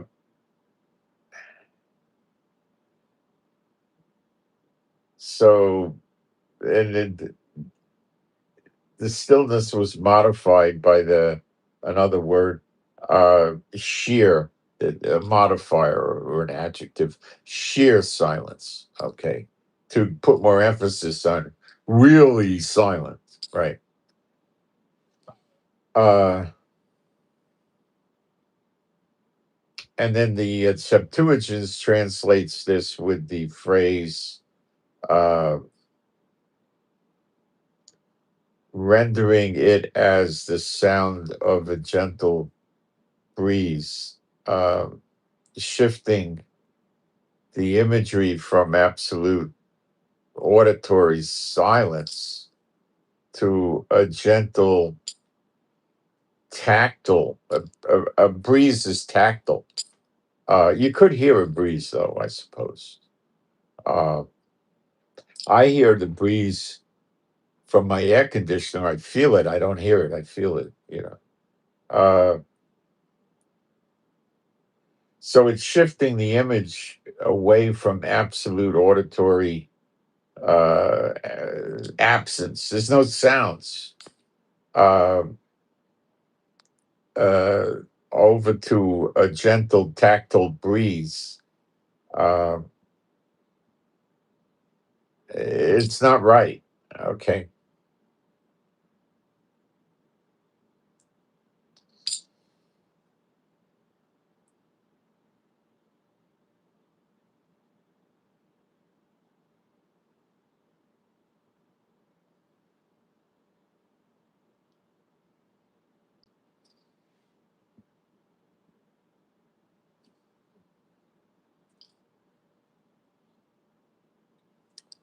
See, then we discussed already the I will leave or I will cause to remain these 7,000. That's Jehovah talking. It's a direct action of Jehovah. Um, and then with the Septuagint, it renders it as a future active imperative. So a future, I mean, in the future, it's definitely going to happen. But that's not the case because Jehovah's telling them, I have 7,000 that are with me, that never bowed the knee to Baal or kissed them.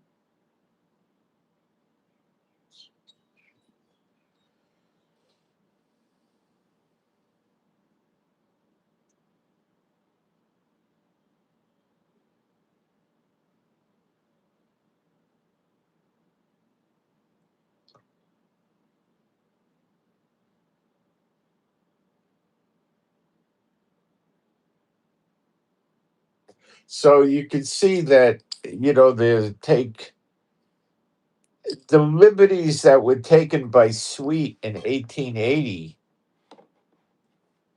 were making some sort of doctrinal input into this, even though Cambridge University I had hired him to do this, not the church world. Cambridge was probably had a church world department there, like a department of theology and stuff like that. More than likely they did.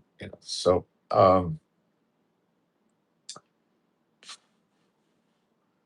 where did this journey take me? It took me back to the Hebrew text, which is really not bad. They didn't cook the book. There was too many Hebrew manuscripts running around. They didn't cook the books. The 1880 suites was church world nonsense already, and he cooked the books. Even though it's considered to be a great work, it's not such a great work. So it gives us a good understanding of what's going on, but it's not that correct. The other Septuagint running around is worse. That comes from the Vatican with their Latin. I don't think it's any good. That's the one Sir Lancelot Brenton translated. So I think we maybe need to go back to the Vaticanus because it doesn't have this in there. He he put it in. Let me see something. Let's try to bring it up from Codex Vaticanus.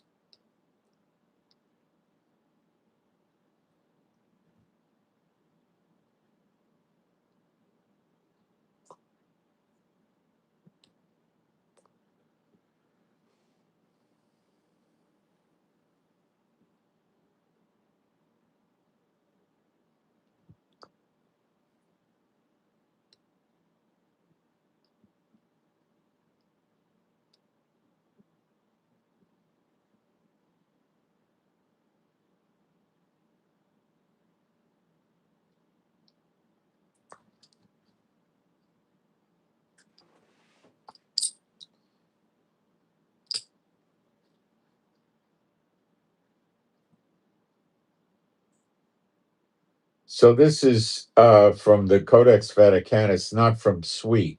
This is the source that Sweet used.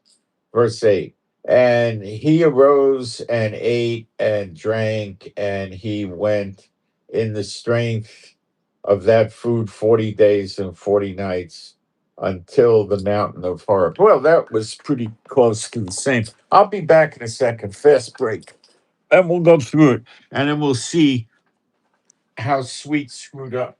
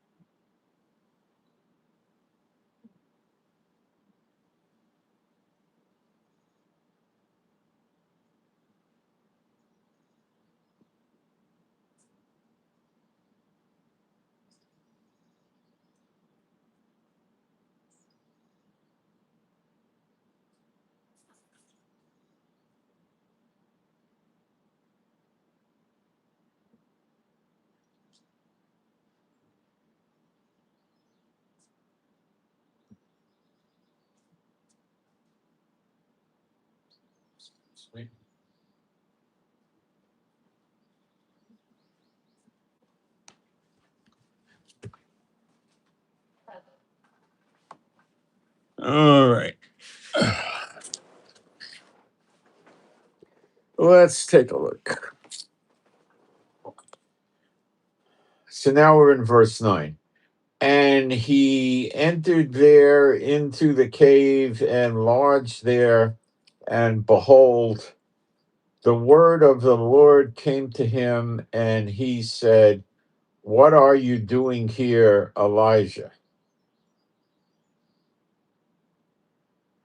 And Elijah said, "I have been fiercely zealous for the Lord Almighty, because the sons of Israel have forsaken your covenant, your altars they have pulled down, and your prophets they have slain with the sword, and I am left quite alone, and they seek my life to take it." See, so Sweet went off the course here, because it says in the Vaticanus, which is basically the old fragments of the Septuagint from 250 BC, before Yeshua came to Israel,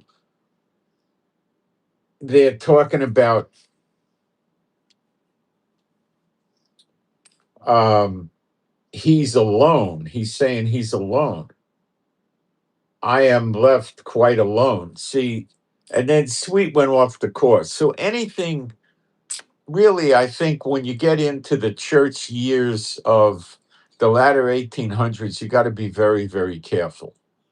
Very careful. Okay. It's not a bad work, but he twisted it. So it's not a good work either. It's something I think we could do without. We could just go back to the Vaticanus, which is what I think I'm going to be doing. Now I'm in verse 10. Uh,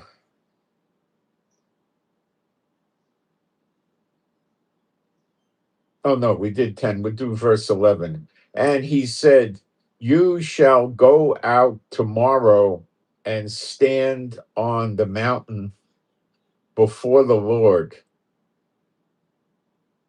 Now it says tomorrow here in the Vaticanus. So that's curious, because it doesn't really, it's differing from the Hebrew. Okay.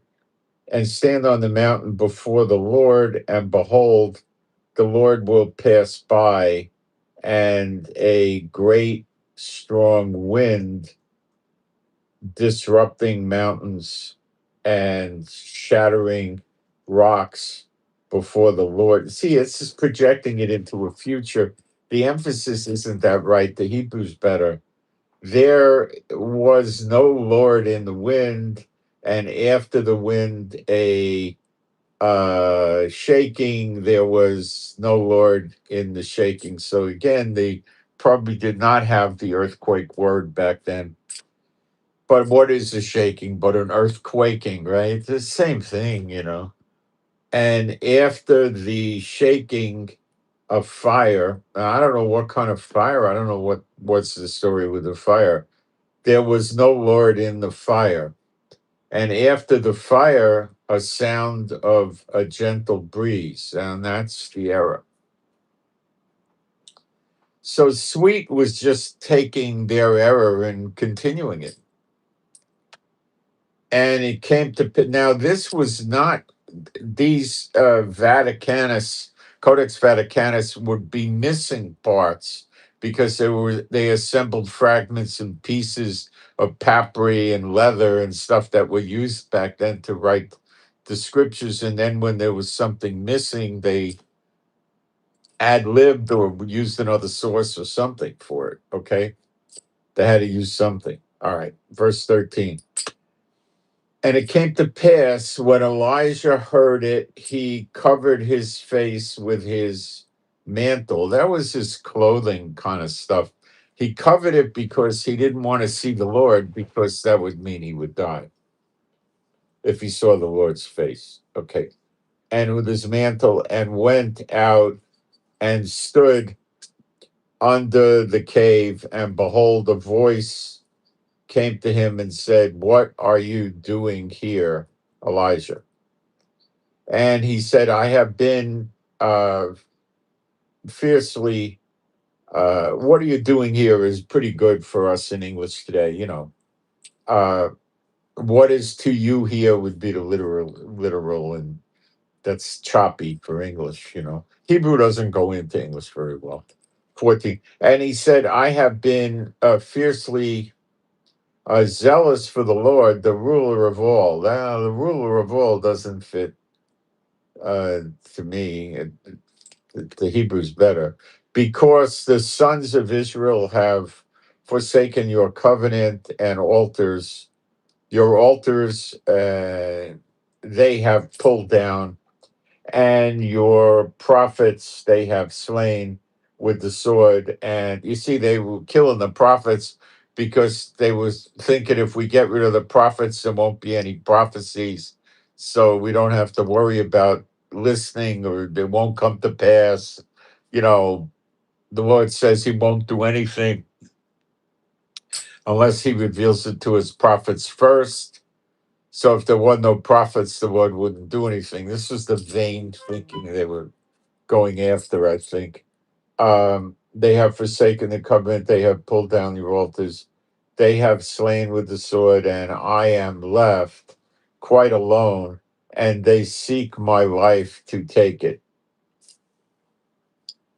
And the Lord said to him, Go, return on your way. Return on your way. It means, go back or something, or go continue. Maybe it means go continue the path you were taking, I guess.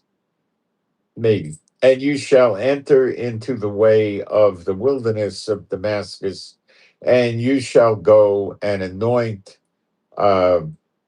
Hazael, it's not Haz, it's a chet sound, Hazael, to be king of Assyria, and Jehu, the son of uh, Nimsi, whatever, you shall anoint to be king of Israel, and Elisha, the son of Shaphat, Abel Maula, you shall anoint to be prophet in your place.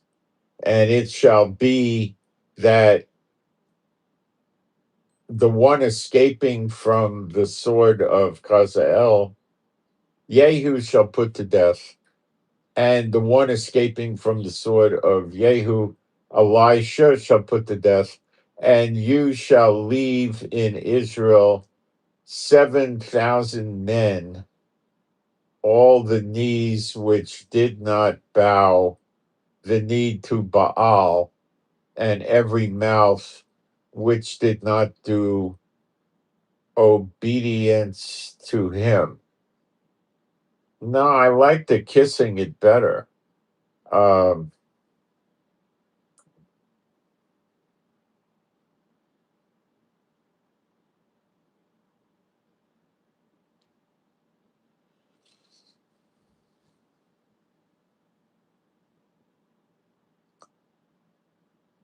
so, the Hebrew is not bad, really. And, Yeshua was teaching out of that. And how do we know it's not so bad? Because the teaching was more modern in the Greek, and it a lot of the teaching that we got in the New Testament is from the Old Testament, and it lines up with the Old Testament. So I'm walking through all this, trying to figure out where the best sources are, you know, and the Hebrew's sounding better and better all the time, you know. And the manuscripts are all the same. The Codex Leningrad from 900, and the stuff all the way up to 1500, the medieval text that King James was based on in the Old Testament, is the same thing. They're all the same, but you can't use the King James Bible. That you cannot use. You cannot use the American Standard, the Revised Standard, the NIV, the New King James. They're all no good. They're no good. Wycliffe is no good. Tyndale is no good. They're all no good. I believe they were done by the Catholics. They were all no good. You can't use them. You got to go to the source works because we don't have a good translation in English. Now, could I say you don't have a good translation in Hebrew? Only if I was a moron, because it's in Hebrew, the original Old Testament source. Now, the New Testament in Hebrew, to me, is more enlightening than it is in Greek. I'm not enjoying the Greek. Okay, the two that we have, there's a third one we're not going to talk about. That's the one that somebody in the ninth or 10th grade could read, and it's more like a storybook based on the Bible than it is a literal Bible. It's not like the Living Bible. It's not something we want to use. Okay, so you got the Delitzsch and you got the Salkinson, and the Salkinson is much better than Delitzsch. Delitzsch is too close to churchianity. Well, Salkinson was revised by a guy named Ginsburg, who edited or something, you might say. So, but the thing that happened with the Salkinson was very interesting. It was a reverse translation, you'd call it. The Septuagint took the Hebrew words and they found a Greek word for it, and they put a Bible together that way. So Salkinson took the Greek New Testament, which is different than the Septuagint. This is a whole different ballgame. The New Testament, he took the New Testament and he put it, he took the Greek and then went back and looked at what, he read like, Second Kings 2, verse 3 or something, and he looked in there and he saw he had the Hebrew here and the Greek here, and he looked at what the Greek word was, which word it was replacing in the Hebrew, and he pulled that Hebrew word and put it into the New Testament, and it clarified. And that's a reality, but maybe I need to go back through the fragments again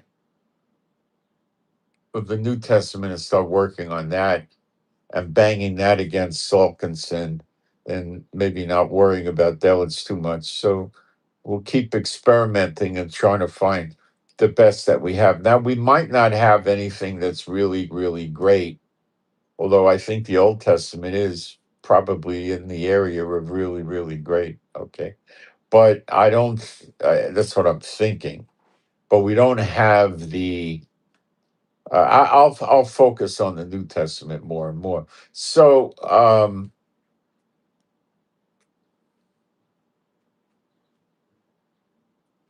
the rabbis were not preserving the New Testament. The church was, but I was telling you, rabbis talk. I'm no the very orthodox. Not the ultra Orthodox. I don't talk to them. They won't talk to me. But the Orthodox Jews um, are well aware of the redemption.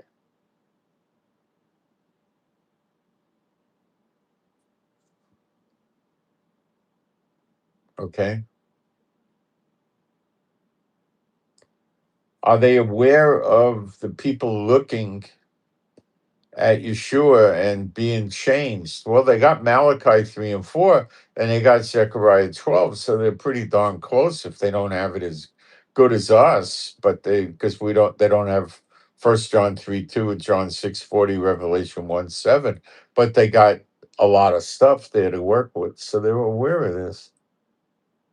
See, Elijah here, when we're reading about it, he thought he was alone. Do you all sometimes think you're not alone because there's us, but you're almost alone? Yeah. But the Lord told Elijah, I got 7,000.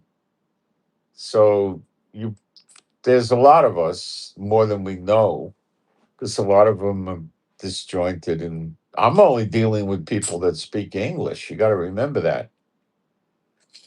Is there somebody else dealing with people in other languages? I have no idea. I haven't met them. I don't know of them. I have no idea. My hunch, no, I don't think so. Uh,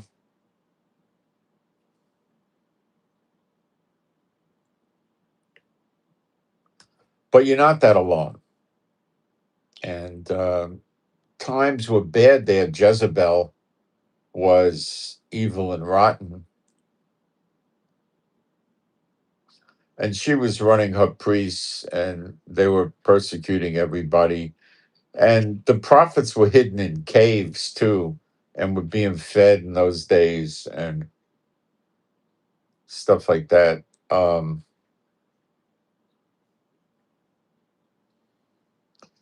and Elijah was kind of hiding out. He was with the woman, the widow woman with the kid. He was staying there during the dry season when there was no rain, the drought, uh, and the food was scarce.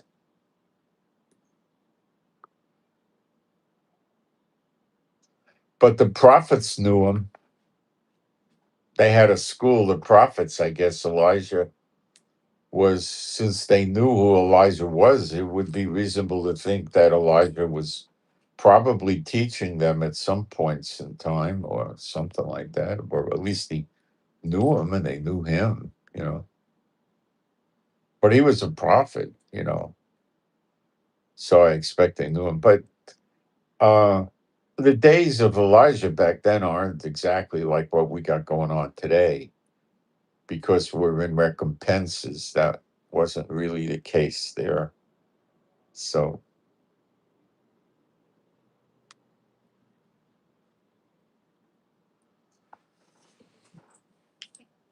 we were still running around with kings and stuff like that. So it was a different kind of a day. All right. Um,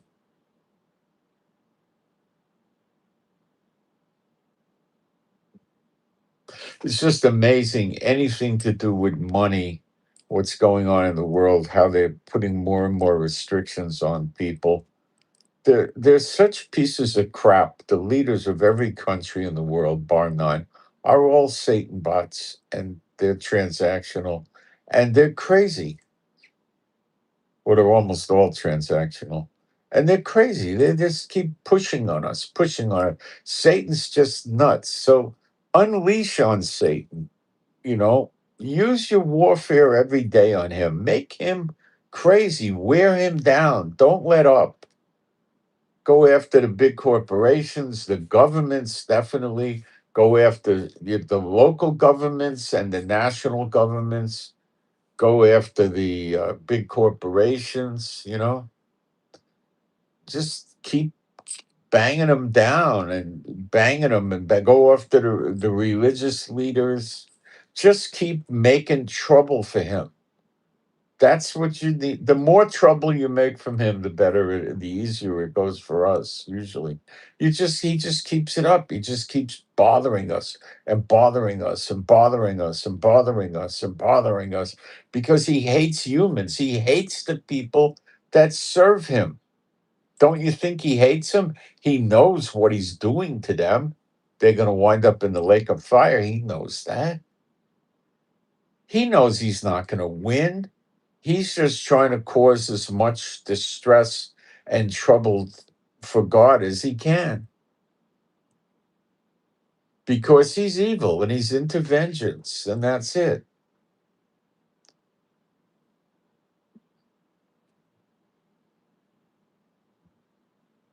And he lies to the people. He knows he's lying to them. And that's how Trump operates. Satan lies to his own servants. They think he's some sort of God. He never was a God.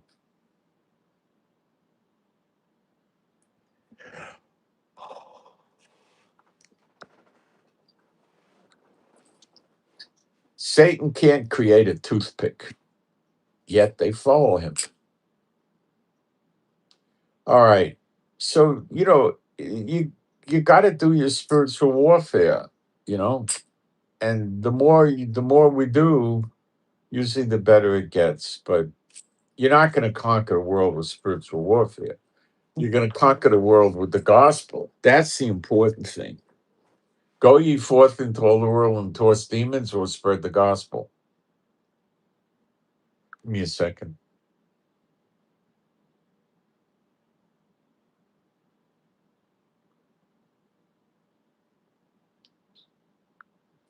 I got trouble from all over the place. People bothering me. It's unbelievable.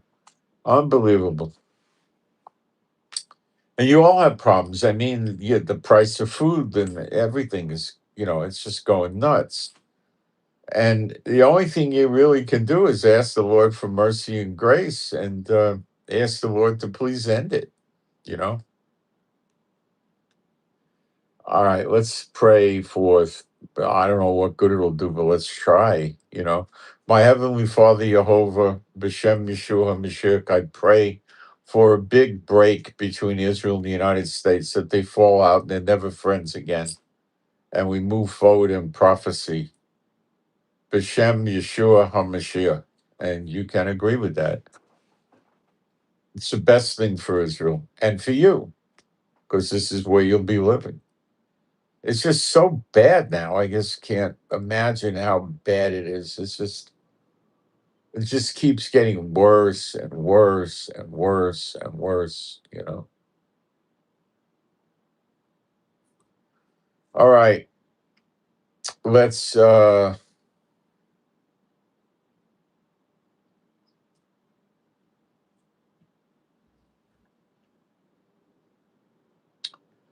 get a prayer out for us. My Heavenly Father Jehovah, B'Shem Yeshua HaMashiach. I pray for me and my wife and all the true believers and our households. And I pray that we would have your peace, safety, protection, joy, calm, and rest. And we would have your strength from you, strength, stamina, endurance, and your healing and recuperative power would flow through us, that we wouldn't be sick or hurt, we would be getting healed. And I pray for our animals and pets and ourselves that we'd be uh, safe, secure, and happy, healthy, and whole. And I pray that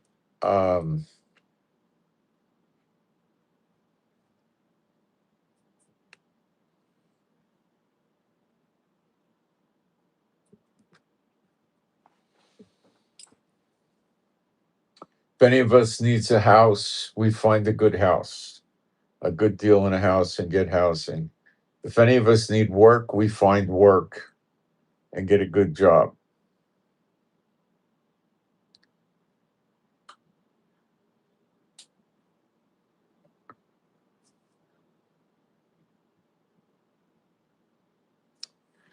If I pray we all have adequate money and then some, and I pray that we understand the scriptures better, and I pray that I could do better videos.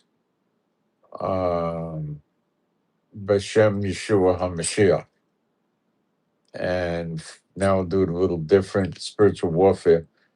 My Heavenly Father, Jehovah, B'Shem Yeshua HaMashiach, I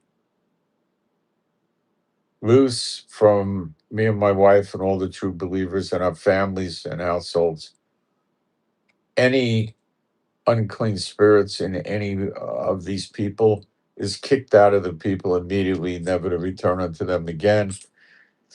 And if there's any witchcraft or sorcery targeting or directed at any of us or these people, it's null and void for all time, no effect whatsoever, and shall never return, or even anything like it shall never return.